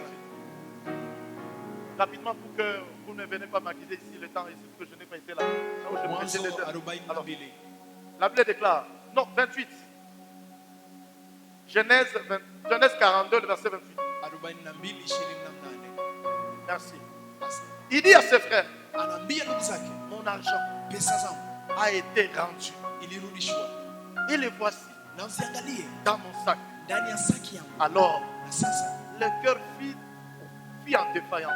roho ikiingia ndani ya kujeka. Et ils se dirent l'un à l'autre, Na wakaingia wakazungumza kwa wao en wenyewe tremblant. wakitetemeka. Qu'est-ce que Dieu, Nini Mungu? qu'est-ce que Dieu, Nini Mungu alitufanyia? disons-nous la vérité. Tuambishane kweli. Tel que tu es là, Kisi kwa hapo. à supposer que ça c'est 100 000 dollars. Tuseme hii ni pesa. Disons-nous la vérité. Dola tuseme Est-ce que quand tu vas le voir, tu vas trembler? je wakati Disons-nous la vérité. Disons-nous la vérité. Tuambishane tu kweli. On suppose, on est d'accord. Ça, ce n'est pas 1000 dollars, mais on est d'accord. Tuko tote tayari tunasema hii ni pesa. N'est-ce pas, non? Si ndivyo? On est là. Sote tuko tayari. Si ça, c'est 100 000 dollars. Est-ce que Kwamba hizi ni pesa. on nous dit, quand ils ont vu l'argent, Wanatuambia wakati wanaangalia pesa, leur cœur fit en défaillance. roho zao zikiingia ndani ya utetemeko. Leur cœur pleurant. L'être regrettant. Est-ce Zikashuta que toi et moi là, ya kumwena mimi. naijua kali, naijua kali yenye kuna kupiga hii. Est-ce que wakikwambia ni 100 000, est-ce que utalia ou utacheka? Si on te disait que c'est 100 000, tu vas pleurer. Utalia ou utacheka? Tu vas pleurer. Donc Tu vas disons-nous là, ne soyez pas sérieux plus que même les Écritures. tuseme kweli. Tuseme kweli. Utalia ou utacheka? Tu vas pleurer ou tu vas. Mais eux, quand ils ont vu l'argent, Lakini wao wakati wanaangalia pesa, au lieu d'être contents, hali ya kuwa na furaha, ils ont leur cœur fit en défaillance. roho zao zikachuta. En défaillance. Or, si toi et moi nous voyons l'argent, Japokuwa wewe na mimi tukiona pesa, nous allons regarder à gauche et à droite. tutaangalia kushoto na kuume.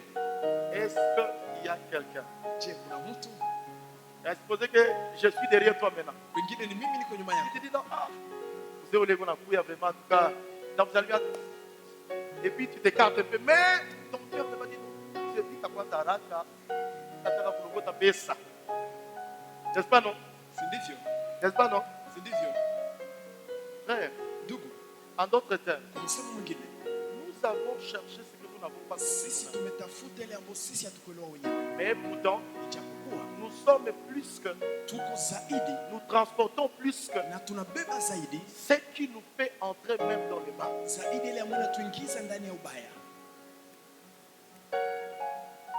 Qu'est-ce que Dieu nous a fait? Ni nini Mungu alitufanyia? Dieu n'a pas mis des choses incroyables Mungu hakuweka kitu ndani mwako na ndani mwangu pour que nous soyons dans la défaillance. ili tuwe ndani ya kujuta. C'est pourquoi Jérémie déclare Ndio maana ninasema la joie de l'éternel furaha ya milele sera ta force. itakuwa nguvu yako.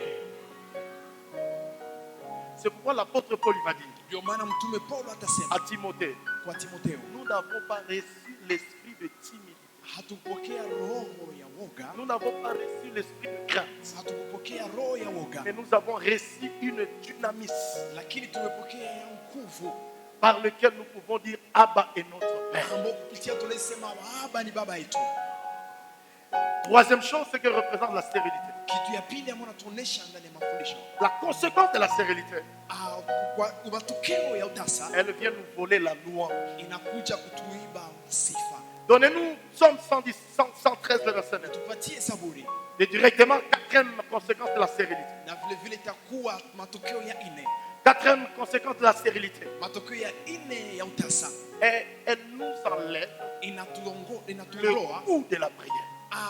furaha ya maombi, Elle nous enlève le goût de la prière. inatosha ndani mwetu furaha ya maombi. Bien-aimé dans le Seigneur, Wapendwa ndani ya Bwana, si tu ne pries pas, kama hauombe ce n'est pas parce que tu n'as pas une activité, si kwa sababu hauna kazi, mais c'est parce que lakini ni kwa sababu tu n'as pas compris ce que tu transportes. haukuelewa ile ambayo unabeba, Pour que tu sois au-dessus de ce que tu transportes, ili uwe juu ya ile ambayo unabeba, afin que tu ne sois pas cité par Dieu ili usitajwe na Mungu comme un idolâtre. kama vile mwabudu sana. C'est pourquoi la Bible déclare, Ndio maana Biblia inasema tu aimeras ton Dieu, utampenda Mungu wako, tu aimeras ton Dieu utapenda Mungu de wako tout ton cœur. kwa moyo wako wote. C'est-à-dire que même lorsque je le travaille, Ni kusema hata ndani ya mais kazi, j'aime mon Dieu plus que le travail. lakini napenda Mungu wangu Je kwa prie mon Dieu kazi. plus que le travail. Ninapenda Mungu wangu zaidi ya Parce kazi, que par ma kwa prière, sababu kupitia maombi Dieu yangu me révèle Mungu les ananifungulia stratégies pour sauver mon travail. mbinu ya kuokoa kazi yangu.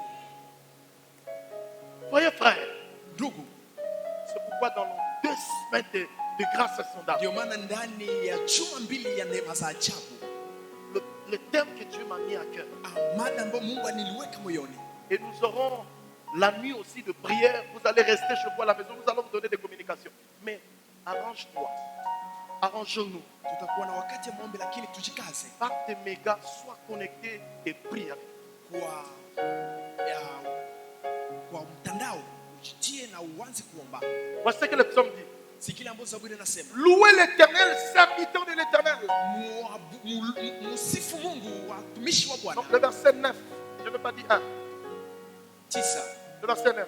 tisa, Il dit ceci. anasema hivi, Il donne une maison anapanda nyumba à celui qui était, kwa yule ambaye iko. à celui qui était. Et c'est ça. Ndugu na dada, Dis-moi, c'est quoi ta maison église? niambie nini yako nyumba kanisa. Dis-moi, Niambie je te dirai noir sur blanc na nitakwambia kweli ce que le Dieu de paix te rappelle. ile ambayo Mungu wa amani Parce que atafanya. dit, il donne une maison à celui qui était stérile. Kwa sababu anasema anapatia nyumba kwa yule ambaye alikuwa tasa, Et il en fait une mère joyeuse na anamfanya mama wa furaha au milieu de ses enfants. miongoni mwa watoto wake, Il dit, louez l'Éternel. wa kumsifu Mungu. Troisième chose, je ne veux pas beaucoup émater. Kitu ya tatu ambayo anatuambia hapa, Parce que je vous ai dit, mon message contient 3 éléments. kwa sababu nipenda kwa ujumbe wangu tuone mambo Premièrement, matatu. c'était l'introduction. Ya kwanza ilikuwa Deuxièmement, je kiingilio, vous parlais ici des conséquences de la stérilité. ya pili nazungumzia matokeo ya Et utasa, j'aimerais vous parler de comment passer de la stérilité na nipenda nazungumzia namna gani kutoka ndani ya utasa à l'abondance professionnelle. kwa maisha ya utele. Dans Matthieu chapitre 5, Ndani ya Mathayo 5 j'entends toujours les gens prêcher sur ce texte, mais ils prêchent mal ce texte. ninasikia watu wengi wanahubiri hii shairi, lakini wanahubiri vibaya. Ce texte ne consiste pas au pardon ou au... Non, non, ce texte Hii n'est pas. shairi haihusu kuomba msamaha, hapana, haiko huko. Ce texte, d'abord, la première chose, Lakini shairi ya kwanza parle aux gens qui travaillent. inazungumzia kwa watu ambao wanatumika. Je rencontre des gens qui sont en train de travailler. Ninakutana na watu ambao Dans ma petite wanatumika. responsabilité en tant que prédicateur des humains, Na mimi nimekuwa na majukumu kama vile et mhubiri je wa watu. rencontre des gens qui sont Na élevés, ninakutana na watu ambao wameinuliwa mais ils sont impudiques. na ambao ni Je wanashirati. rencontre des gens qui sont élevés, Ninakutana na watu ambao ils wameinuliwa sont dans des maisons d'autrui. wako ndani ya nyumba za watu. Je rencontre. Ninakutanana na kutanana. Et d'ailleurs, de l'autre côté, là où j'étais en train de prêcher sur la qualité de la sanctification, mais autour duquel Dieu m'a parlé de quelque chose dont je vous parlerai. Na nafasi ambayo nilikuwa nahubiri kwa namna ya utakaso, lakini nitahubiri wakati Mungu atanipa Ce wakati. texte parle du travail. Hii shairi inatuzungumzia Il kazi. dit, vous êtes seul de la terre. Anasema nyinyi ni chumvi Et ya si le ulimwengu. sel perd sa saveur, Na kama chumvi kipoteza samani avec yake, quoi la lui rendra-t-on? je na nini tutamrudishia? Il ne sait plus qu'à être jeté dehors Haina tena maana kisipokuwa kuitupa et foulé aux pieds par les hommes. na kufunyagwa na miguu ya watu. Dieu est en train de dire à quelqu'un, Bwana kunaambia tu mtu, n'es pas le seul professionnel. hauko mmoja wa mtumikaji Depuis wa la nuit kazi. des temps, Kwa wakati wote depuis la nuit des temps, tangu mwanzo il y a wa des maisha, professionnels qui sont en train de pleurer kuna wanakazi ambao wako nalia parce qu'ils ont pensé qu'ils sont devenus grands. kwa sababu wamezani ya kwamba wao ni wakubwa. Je vous parle même en termes en monde de téléphone. Ninakuzungumzia hata kwa namna ya simu. À notre petite époque, quand quand aussi nous grandissions, Kwa wakati wetu mdogo, wakati sisi wote tulikuwa nakomaa, lorsque les téléphones ont commencé à apparaître en Afrique, wakati simu zilianza kuonekana ndani il y ya avait nchi, une marque de téléphone qu'on appelait Nokia. na kulikuwa namna ya simu ambayo walikuita Nokia. Mais pas interroger l'histoire. Lakini wakati utaswali historia, Nokia pensait qu'elle était le meilleur. na Nokia ilizani ilikuwa ndio Mais mwisho. j'aimerais vous dire, Acha mimi niwaambie, les usines de Nokia ont fermé. makampuni ya nyoka Nokia a fini par fermer. Nokia ilifika mwisho na Il est remplacé par d'autres. na ikibadilishwa na injini. Mais ceux qui ont conquis Nokia, Lakini wale ambao walipigana na Nokia, ceux qui ont conquis wale Nokia, ambao walishinda Nokia, ils ne sont pas nés au ciel. hawakuzaliwa mbinguni. Ils sont des hommes sur la Ni terre. watu ambao walizaliwa hapa duniani. Tu peux être foulé aux pieds. Unaweza kufunyangwa na Et mikono, on peut oublier que tu as travaillé un jour. na wanaweza kusahau ya kwamba siku moja alikuwa Je anatumika. connais les gens Ninajua watu qui pensaient qu'ils ont un contrat indéterminé. ambao walizani walikuwa na kazi ambayo Mais une itaisha, circonstance est venue. lakini hali fulani ilitokea, Et même le contrat indéterminé a fini aussi. na ile kazi ambayo haiishi ilisha, Et il n'y a plus de travail. na hakuna tena kazi. Frères et sœurs, Ndugu na dada, ce texte hii shahiri fait parler à ceux-là qui sont dans la profession. inatazungumza na wale ambao wako ndani C'est là ya qui ya travaille. kazi, wale ambao Peu wanatumika, importe ce que tu fais. ingawaji ile ambao unafanya. Et j'aimerais dire à quelqu'un, Lakini nipenda kumwambia je Mungu, t'invite ce matin nakualika asubuhi ya à leo quitter de la ya stérilité. kutoka ndani ya Parce que utasa, c'est l'appel de Dieu kwa sababu ni mwito wa Mungu à accéder à l'abondance ya professionnelle. kufikia utele wa kazi. C'est une dimension où Ni kiwango ambapo je travaille. ninatumika, Mais ma joie ne dépend pas d'abord du travail. lakini furaha yangu hailingani na kazi. Mais ma joie dépend de Dieu Furaha inalingana na Mungu qui me révèle comment garder l'abondance au milieu de personnes stériles. ambaye ananifunulia namna gani kuchunga mbele ya watu ambao ni watasa. Alors, donnez-nous le verset qui suit. Patie ile ambayo sheria inafanya. Verset 14.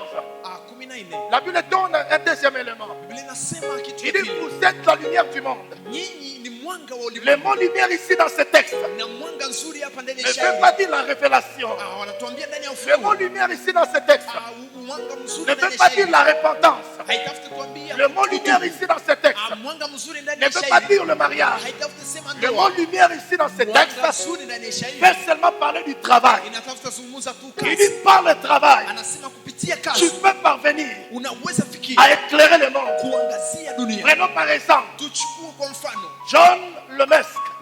John Elon Lemestre. John Lemestre. Elon Lemestre. Elon Lemestre. C'est lui qui est l'inventeur de Telestar. Yeye ambaye aliumba Par lui, il éclaire le monde. na kwake anaangazia Par dunia. lui, il éclaire le monde. Par le travail qu'il fait. Anaangazia dunia kupitia kazi ambayo Alors, anafanya. le Seigneur dit, Na sasa Bwana anasema par le travail, vous arriverez à éclairer le monde. kupitia kazi mtafika kuangazia dunia. Peu importe ce que tu fais, Ingawaji ile ambayo tu utafanya peux éclairer ton quartier. unaweza kuangazia Mais kata tout yako. dépend de comment tu le fais. Na ilingana na gizo Tu unafanya. peux être cordonnier, Unaweza kuwa mais éclairer ton quartier. lakini kuangazia Tu peux kata yako. être vendeur de bijoux, Unaweza kuwa unauzisha mais vitu éclairer vya ton masikio, quartier. lakini Tu unaangazia peux être kata. vendeur de savon, Unaweza kuwa muzishaji wa mais éclairer mafuta le ya quartier. kunamsha, lakini Et le unaangazia Seigneur na dit, na Bwana anasema vous êtes la lumière du monde, point. nyinyi ni mwanga wa dunia ba Vous êtes la lumière du monde, point. nyinyi ni mwanga wa dunia Ton point. travail, si tu le comprends bien, Kazi yao kama unaelewa a la vizuri capacité d'éclairer le monde. inakuwa na uwezo wa kuangazia dunia. Regardons nos fils ici, Na hata kwa wana wetu hapa qui sont dans les médias, la nouvelle technologie chrétienne. ambao wako ndani ya media ambao ni kitu Par nzuri leur kwa maisha travail. yao. Kwa kazi yao Ils sont en train de permettre à ce que le monde soit informé de ce qui se passe ici. wako na rahisishia kwamba dunia ijue ile ambayo inapitika Mais nafasi maintenant, hapa. alors, nous tous devons comprendre Na sasa sote inabidi tuelewe c'est quoi le travail que Dieu veut nini faire kazi ambayo Mungu anapenda pour afanye que cela éclaire le monde. ili iangazie dunia. Maintenant, il dit une ville située sur la montagne Na sasa nasema mmoja ambao inakuwa juu ne ya peut mlima être cachée. haiwezi fichwa. Frères et sœurs dans le Seigneur, Ndugu na dada ndani ya par Bwana, ton travail, ndani ya kazi Dieu veut t'amener à une dimension élevée. unaweza kubeba kwa kiwango cha Et kuinuliwa. écoutez maintenant le verset 15. Sikia sasa 15.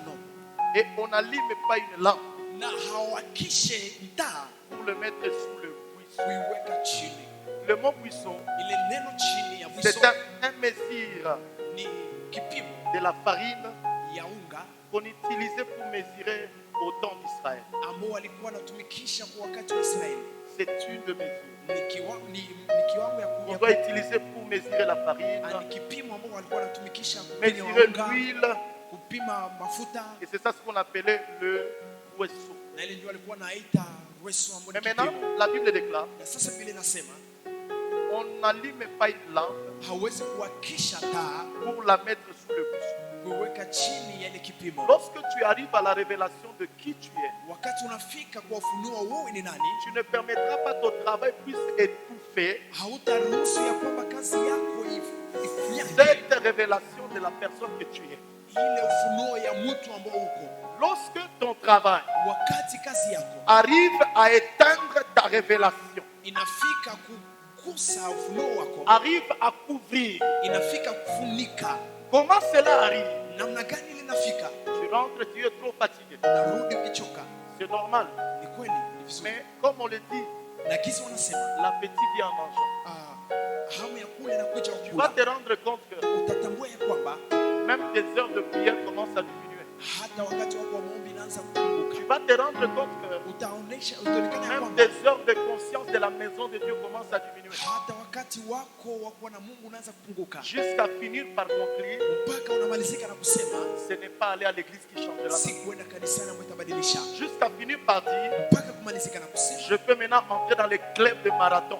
ninaweza ingia sasa ndani ya kikundi kwa watu Les kukimbia, clubs de gens qui courent même le dimanche. ndani ya kikundi ya watu ambao Nous wanakimbia sommes en hata train siku de ya Mungu. brûler la graisse. Tuko napunguza mafuta, Nous sommes en train de brûler la graisse. tuko napunguza na kuunguza mafuta. Maisha ishatupigia magoti. Maisha ishatupigia magoti. Maisha ishatupigia magoti, C'est ainsi que tu vas commencer à dire. na vile ndio tunaanza kunasema, Les gens qui partent à l'église, na watu ambao wanaenda kanisani ce sont les gens qui n'ont rien. ni watu ambao hana kitu. Allô? Allô? Et pourtant, c'est toi qui n'as rien d'appelé. Ijapokuwa ni wewe ndio una kitu kulingana na neno. Alors maintenant, la Bible déclare. Biblia inasema, Mais on la met sur les chandeliers. na sasa unaiweka chini ya ile kipimo. C'est pourquoi dans les tabernacles, dans les Ndio saints des maana saints, ndani ya tabernakle, dans les lieux saints, ndani ya nafasi pa quand on entrait par la porte, wakati ulikuwa unaingia mlangoni, il y avait des chandeliers. kulikuwa mahali ambapo walikuwa wanaika Et mabushi sur lesquels on mettait le bougie. na walikuwa wanatia juu bushi. Le rôle de tout ça, Na kazi yale mambo yote c'est que par le travail, ni kusema kupitia kazi, je peux dire naweza kusema qu'en allant prier, kwa kuenda kuomba, et que quand les gens vont me voir dans mon entourage, wakati watu wataniona kwa on va voir, wakati on dit, non, c'est qui? watasema ule ni nani? Oh non, on va voir, non, c'est papa papi. Ni papa papi. Ok, on dit, non, il va avec la Bible. Ndio vizuri aenda pamoja na Biblia. On dit, non, il va prier. Anaenda kuomba. Les livres de Daniel vont nous aider à comprendre. Biblia Daniel Aller prier veut dire, Daniel anatafuta sema, quand vous me voyez avec la Bible, wakati wanaona je Biblia, suis en train de vouloir vous dire, niko napenda kuambia indirectement mais spirituellement, pasipo kuambia na où kinywa, est-ce que je puise la réussite que vous voyez. mahali ambapo ninachota nguvu ambapo mnaangalia. Alléluia. Amen. Je suis en train de dire au monde indirectement. Niko naambia dunia, Quand vous voyez la maladie entrer dans ma maison, wakati mnaangalia magonjwa yanaingia ndani ya tout le nyumba, monde commence à me douter. kila mtu anaanza Quand ça kutunga. persiste, tout le monde commence à me fuir. Wakati inaendelea watu wanaanza Mais quand kukimbia. vous me voyez aller à l'église avec ma Bible, Wakati mnaona nikilia na Biblia, je suis en train de vous annoncer niko nawaambia qu'à chaque fois que la mort voulait m'abattre, ya kwamba kwa kila wakati mais c'est à ce lieu-là que je puisais la guérison. na Biblia inasema Ah, si tu savais, tu pouvais acclamer Jésus.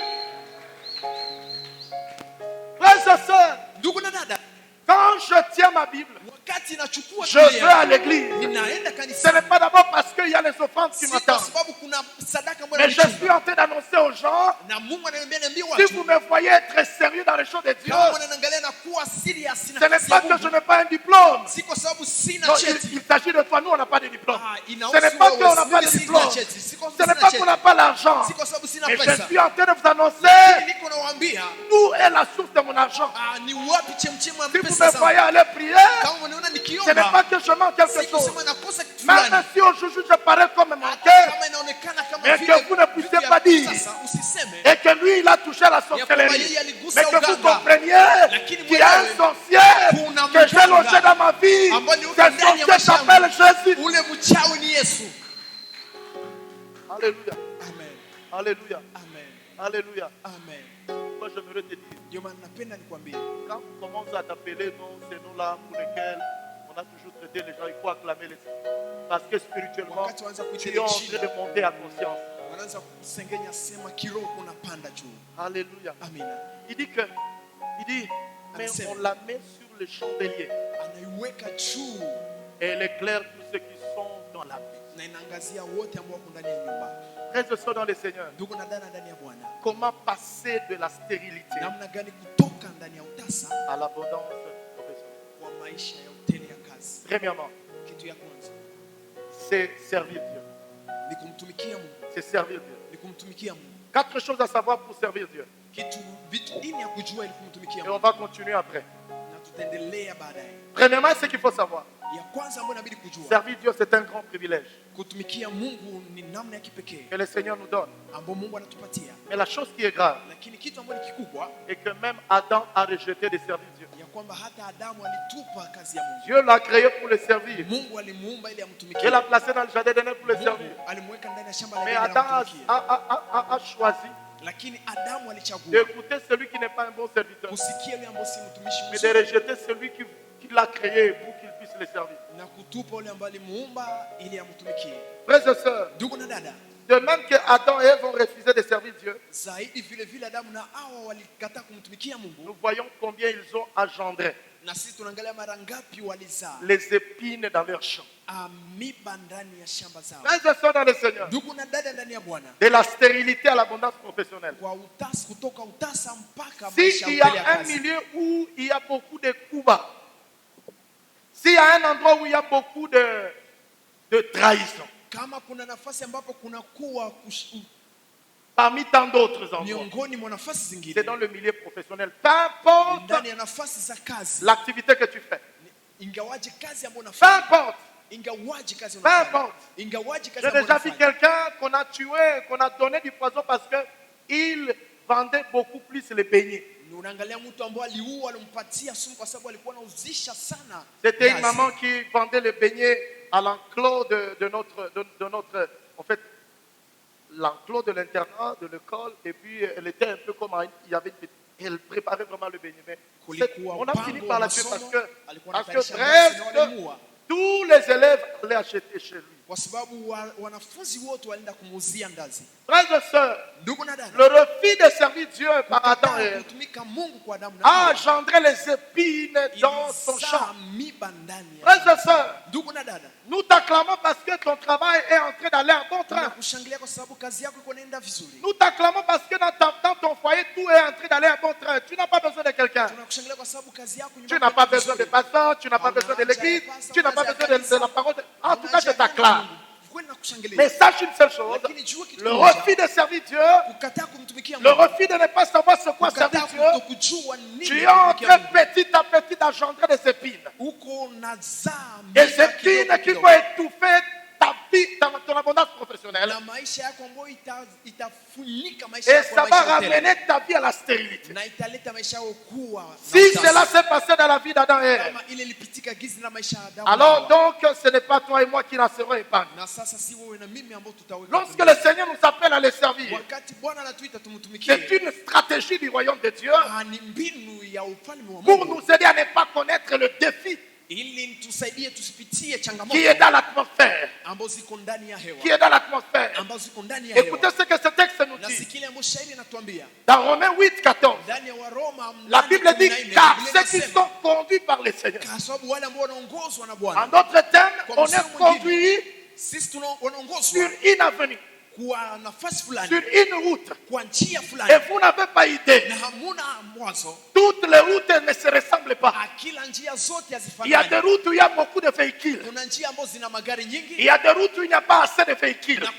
na kuna njia ambazo Et le zina langage qui est magari. dans ce texte, la Bible nous dit. Na hii shairi inatuambia Car ceux qui sont conduits par l'Esprit, kwa sababu kwa wale ambao wanaongozwa na Roho, c'est-à-dire que nous devons être ni conscients, kusema inabidi tuwe na dhamiri c'est que nous devons gagner ya kwamba inabidi dans tushinde une atmosphère opposante à l'autre. ndani ya hewa ambayo inakuwa kinyume na Frères ingine. et sœurs, Ndugu na dada, si tu refuses de kama comprendre unakataa kuelewa l'appel du Seigneur, mwito wa Bwana, sache une seule chose. jua kitu Tu kimoja, es esprit wewe ni roho et tu es sur la terre. lakini uko Or, duniani. le Seigneur a à cœur de te conduire. Mungu anakuwa na roho ya Mais il te kuongoza conduit dans une na atmosphère. kuongoza ndani ya hali Tu peux fulani. me dire, pasteur, je n'ai pas encore compris. Ananiambia pastor, sijaelewa. Rejoins-moi encore dans la Bible. Iko ndani ya Biblia. La Bible m'a déclaré. Biblia yangu inasema Moïse Musa voulait traverser avec les enfants d'Israël. alipenda avuke pamoja na wana wa Et la Israeli. Bible déclare, Na Biblia inasema il y avait des peuples kulikuwa taifa qui disaient aux enfants d'Israël, ambao likuwa naambia ne taifa la Israeli, passez pas ici, pitia hapa allez passer ailleurs. na mwende pita Si fasi vous vous nyingine. engagez à passer ici, Mukipita hapa nous sortirons mutatoka et nous vous tuerons.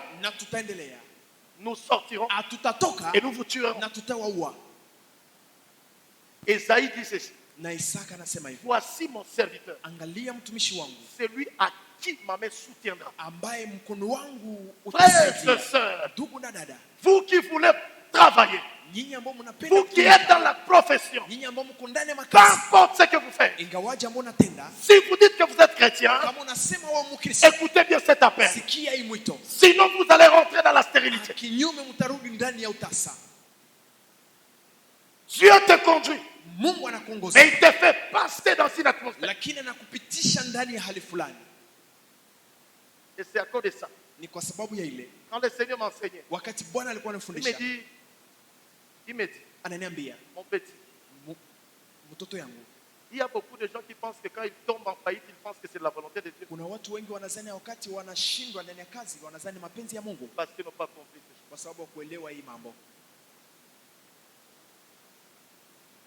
Tenez ceci. Chukua hii, C'est que servir Dieu n'est pas. ile ambayo kutumikia Mungu inalingana na nini? C'est que d'abord servir Dieu n'est pas. Ile ambayo kwanza kutumikia Mungu sio Deux choses, trois. mambo mbili ama tatu. Servir Dieu n'est pas toujours synonyme de la visibilité. Kutumikia Mungu si kwanza kusema kuonekana. Non. Hapana. Il y a des gens qui seront dans la visibilité. Kuna watu ambao watakuwa ndani ya Mais uonekano, servir Dieu n'est pas toujours lakini kutumikia Mungu être visible. si tu kuonekana. Vous ne pouvez pas d'abord servir Dieu si vous n'avez pas compris ça. Hauwezi kwanza kutumikia Mungu kama haujaelewa ile. C'est pourquoi dans le passé, Ndio maana ndio wakati ambao zinapita, Dieu m'avait instruit sur 30 départements.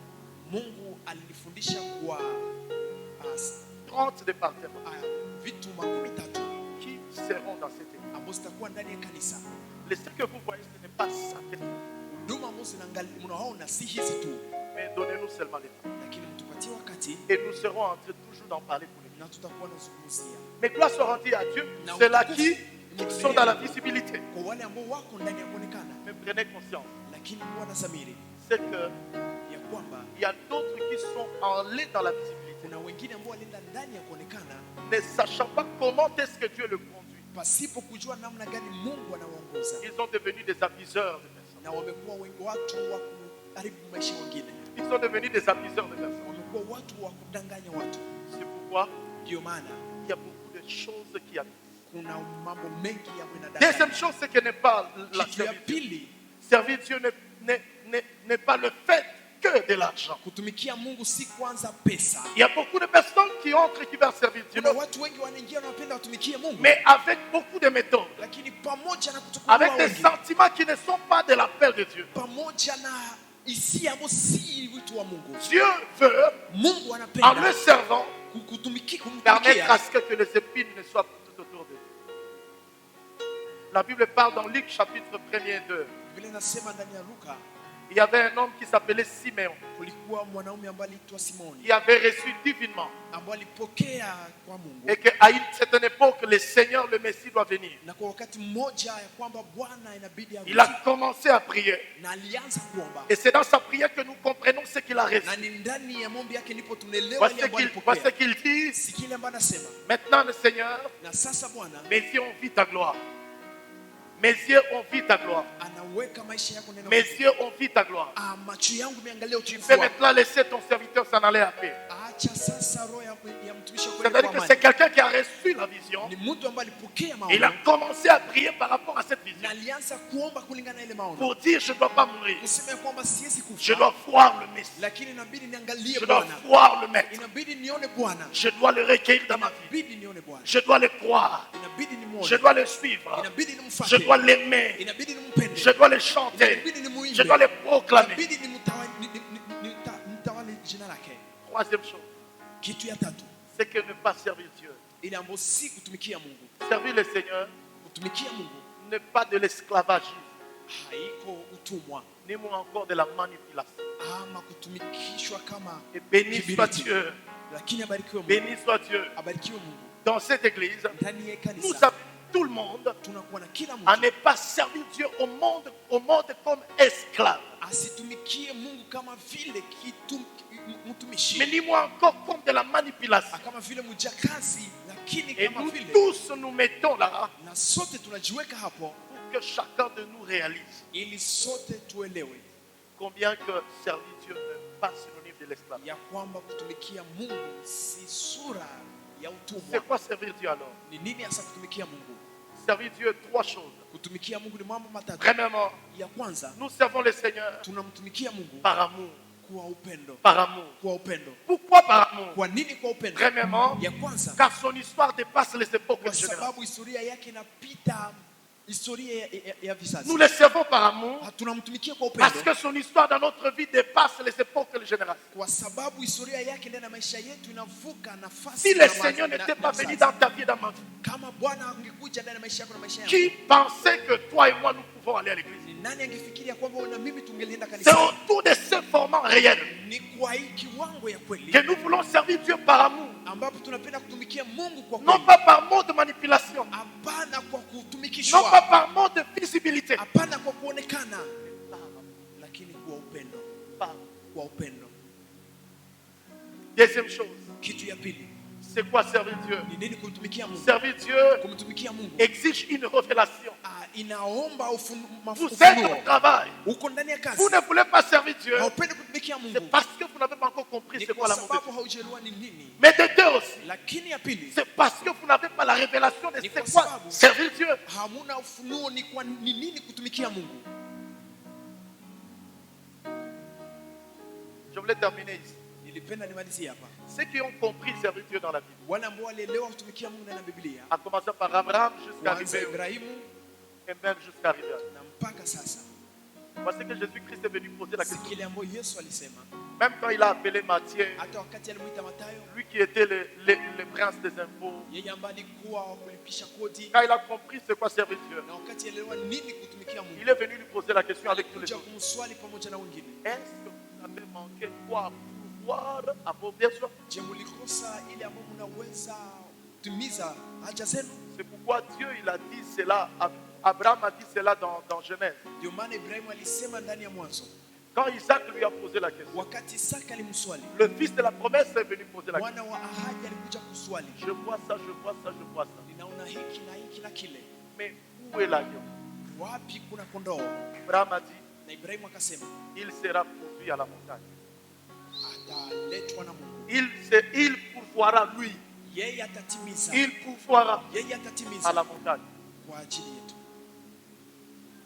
Mettons-nous debout. Tusimame, Que cette église, nous tous nous apprenons servir. kanisa yote sote tujifunze kutumikia Mungu. On veut passer à la table du Seigneur. Tunatafuta pitia meza ya Bwana Et nous voulons communier au mystère de la grâce. na tunapenda tushiriki kwa siri ya neema. Qui sont ceux-là qui sont invités? Ni wanani wale ambao wanaalikwa? Premièrement, ce sont ceux-là qui ont donné leur vie à Jésus, Ya kwanza ni wale ambao walipatia Yesu maisha yake, mais qui marchent aussi également aux nouveautés de vie. na wale ambao wanamtumikia. Marcher à nouveauté de vie ne veut pas dire que tu es disqualifié. Kutembea ndani ya maisha mema si kusema ya kwamba umeshindwa, Mais marcher à nouveauté de vie lakini kutembea ndani ya maisha mapya veut dire ceci. ni kusema hivi, C'est que le Seigneur nous donne une ni opportunité kwamba Bwana anatupatia fursa à ne pas garder les choses dans nos vies. kutokuchunga vitu ndani ya maisha yetu. Ça peut être la maladie, Inaweza kuwa magonjwa, conscience chargée, inaweza kuwa vitu manque ambavyo dhamiri ambayo inajaa, manque de paix, kukosa amani, manque de joie. kukosa furaha. Jésus vient Yesu anakuja quand il s'est donné wakati alijitoa par son corps kwa mwili wake et par son sang. na kwa damu yake, C'est pour que nous ayons un corps ni ili tuwe na mwili qui est libre, ambao iko huru, mais une conscience lakini na dhamiri qui est aussi libre. ambao pia iko huru Dans notre corps ndani ya neno et ingine dans notre être. na ndani ya utu wetu. Et ceci aussi, Na sasa hii nous annonçons le retour du na Seigneur. tunatangaza kurudi kwa Nous Yesu. annonçons que le Seigneur revient bientôt. Tunatangaza ya kwamba Yesu anakuja sasa. Ça, c'est la première des choses. Hii ni kitu ya Et la kwanza, deuxième des choses, na kitu ya pili, nous croyons à la guérison. tunaamini kwa uponyaji, Nous croyons à la grâce de la guérison. tunaamini kwa neema ya Peu uponyaji, importe l'hypertension. ingawaje hisia ambazo C'est zinapanda. pourquoi le Seigneur a dit, Ndio maana Bwana amesema par ce maître ici, kupitia hii vous êtes déjà guéris. yenye mmepona, C'est-à-dire, ni kusema l'hypertension est dans mon corps, kustuko wa roho iko ndani ya moyo wangu, mais par ce maître ici, je suis guéri. lakini kupitia kupigwa kwake Et par nimepona, son sang, na kupitia damu yake je retrouve mes capacités. ninapata nguvu zangu. Tu peux avoir des capacités qui divaguent. Unaweza kuwa na nguvu ambazo zinakuwa na Tu peux avoir un mental qui est en train de te montrer que toi tu es échoué là. unaweza kuwa na akili ambayo inakusindishwa, Mais par son sang, lakini kupitia damu yake tu reçois une capacité de cerveau comme Jésus. unapokea nguvu ya kichwa kama Yesu. C'est cela ce que je prie pour cette église. Ile ndio naombea kwa kanisa. Nous devons avoir le mental comme Adam dans le jardin d'Éden. Inabidi tuwe na nguvu kama vile Adamu na Hawa ndani ya shamba la C'est à Edeni. cela que le Seigneur fera de nous la lumière. Na ni hivyo ndivyo Bwana atafanya nasi mwangaza. Quand tu es dans le travail, Wakati uko ndani ya kazi, quand tu es au travail, wakati uko kazini, tu as un mental différent des autres. unakuwa na kile ambacho itarudisha wengine. C'est cela ce que Dieu m'a dit. Ile ambapo Mungu aliniambia Et je prie ça. na ninaomba Vous êtes des personnes différentes. Mungu watu tofauti. Alors, Seigneur, Na sasa Bwana, nous voici à ta table. tuangalie kwa meza yako. Ce jour-là, avec les disciples, Ile siku pamoja na wanafunzi tu as inauguré la table du Seigneur. ulitengeneza meza ya Bwana Et tu as pris le pain, na ulichukua mkate tu l'as rompu. na ulifunjwa Et tu as dit, na ukasema, ceci est mon corps livré pour vous. hii ni mwili wangu umejitoa kwa ajili yenu. Jésus, ton corps a été flagellé. Yesu, mwili wako ulipigwa, Tu as marché lourdement jusqu'au calvaire. ulitembea kwa nguvu mpaka C'est pour Kalvari. que celui qui a de rhumatisme croie à la Ni guérison. kwa sababu yule ambaye anakuwa na uchungu aamini. Que celui qui a de douleur dans son corps soit guéri. Ule ambaye anakuwa na uchungu ndani ya mwili aponywe. Je crois ce matin. Ninaamini asubuhi ya De leo, même que tu as donné aux disciples. vile vile kizi ulipatia Tu wanafunzi as dit, ceci est ton na corps ulisema hii ni mwili wako livré ambao imetolewa. pour qu'il en soit ainsi. Ikuwe hivyo Pour toi qui as été livré pour nous. kwa wale ambao ulijitoa Pour kwetu, que nous retrouvions notre santé, notre grâce. tupate tena neema yetu. De même, après avoir chanté, tu as pris la coupe. Kisha kuomba ukichukua kikombe De nouveau, et tu as rendu grâce.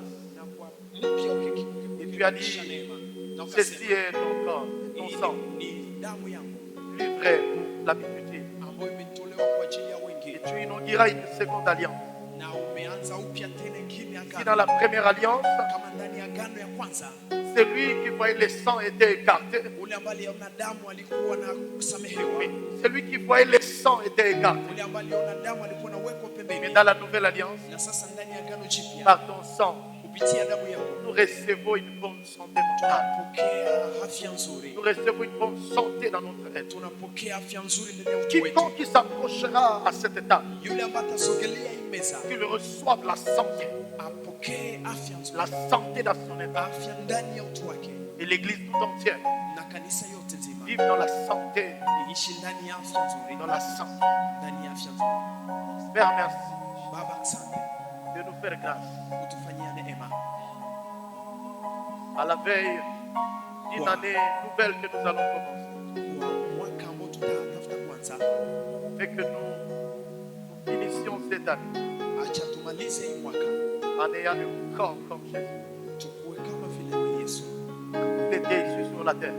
kizulikuwa hapa duniani, En ayant le mental comme Jésus. tukue na akili kama Yesu Quand il était sur la terre. kizulikuwa duniani. Et en vocation éternelle, Na tunakuomba Bwana que nous nous réjouissions na éternellement. tunafurahi Bwana.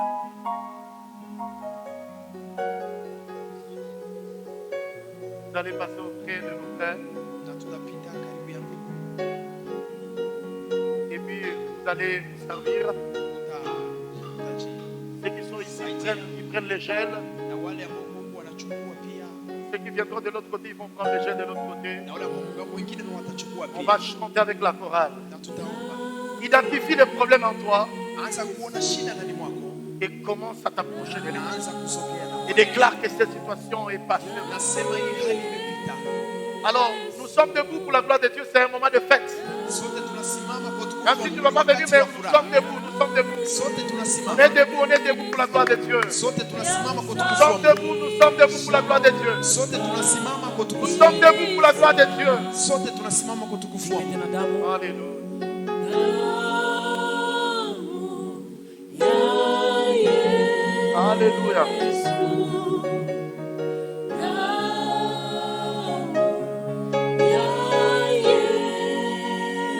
Tu prends part à la table du Seigneur. Ton On est en train de chanter avec les seigneurs. Les seigneurs t'invitent. Les seigneurs t'invitent, bien-aimé. Les seigneurs nous invitent. Si tu es né de nouveau, baptisé dans les eaux. Alléluia.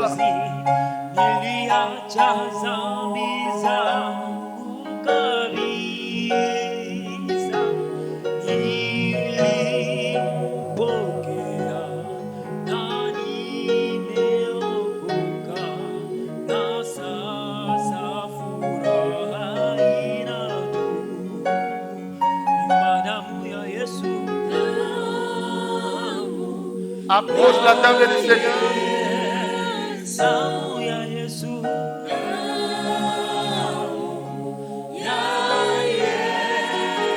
Que le Seigneur te bénisse.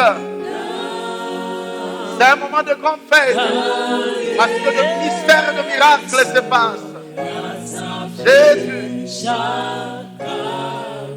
Oui, Dieu veut te nettoyer. Dieu veut nettoyer. Alléluia. Jésus.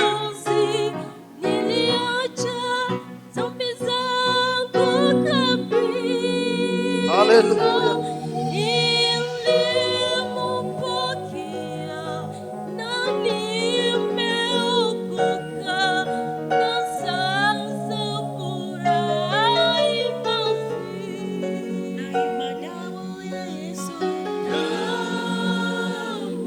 Alléluia.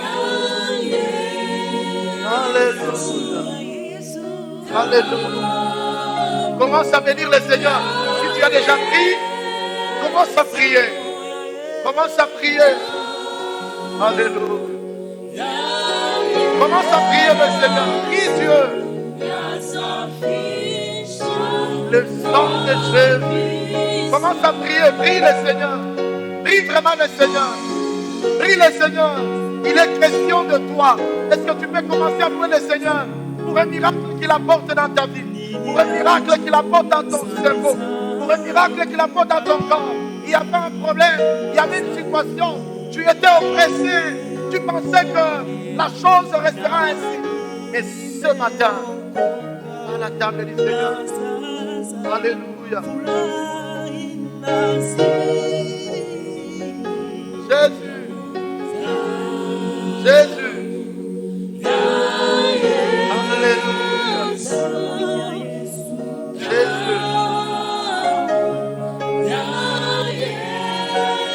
Jésus. Alléluia.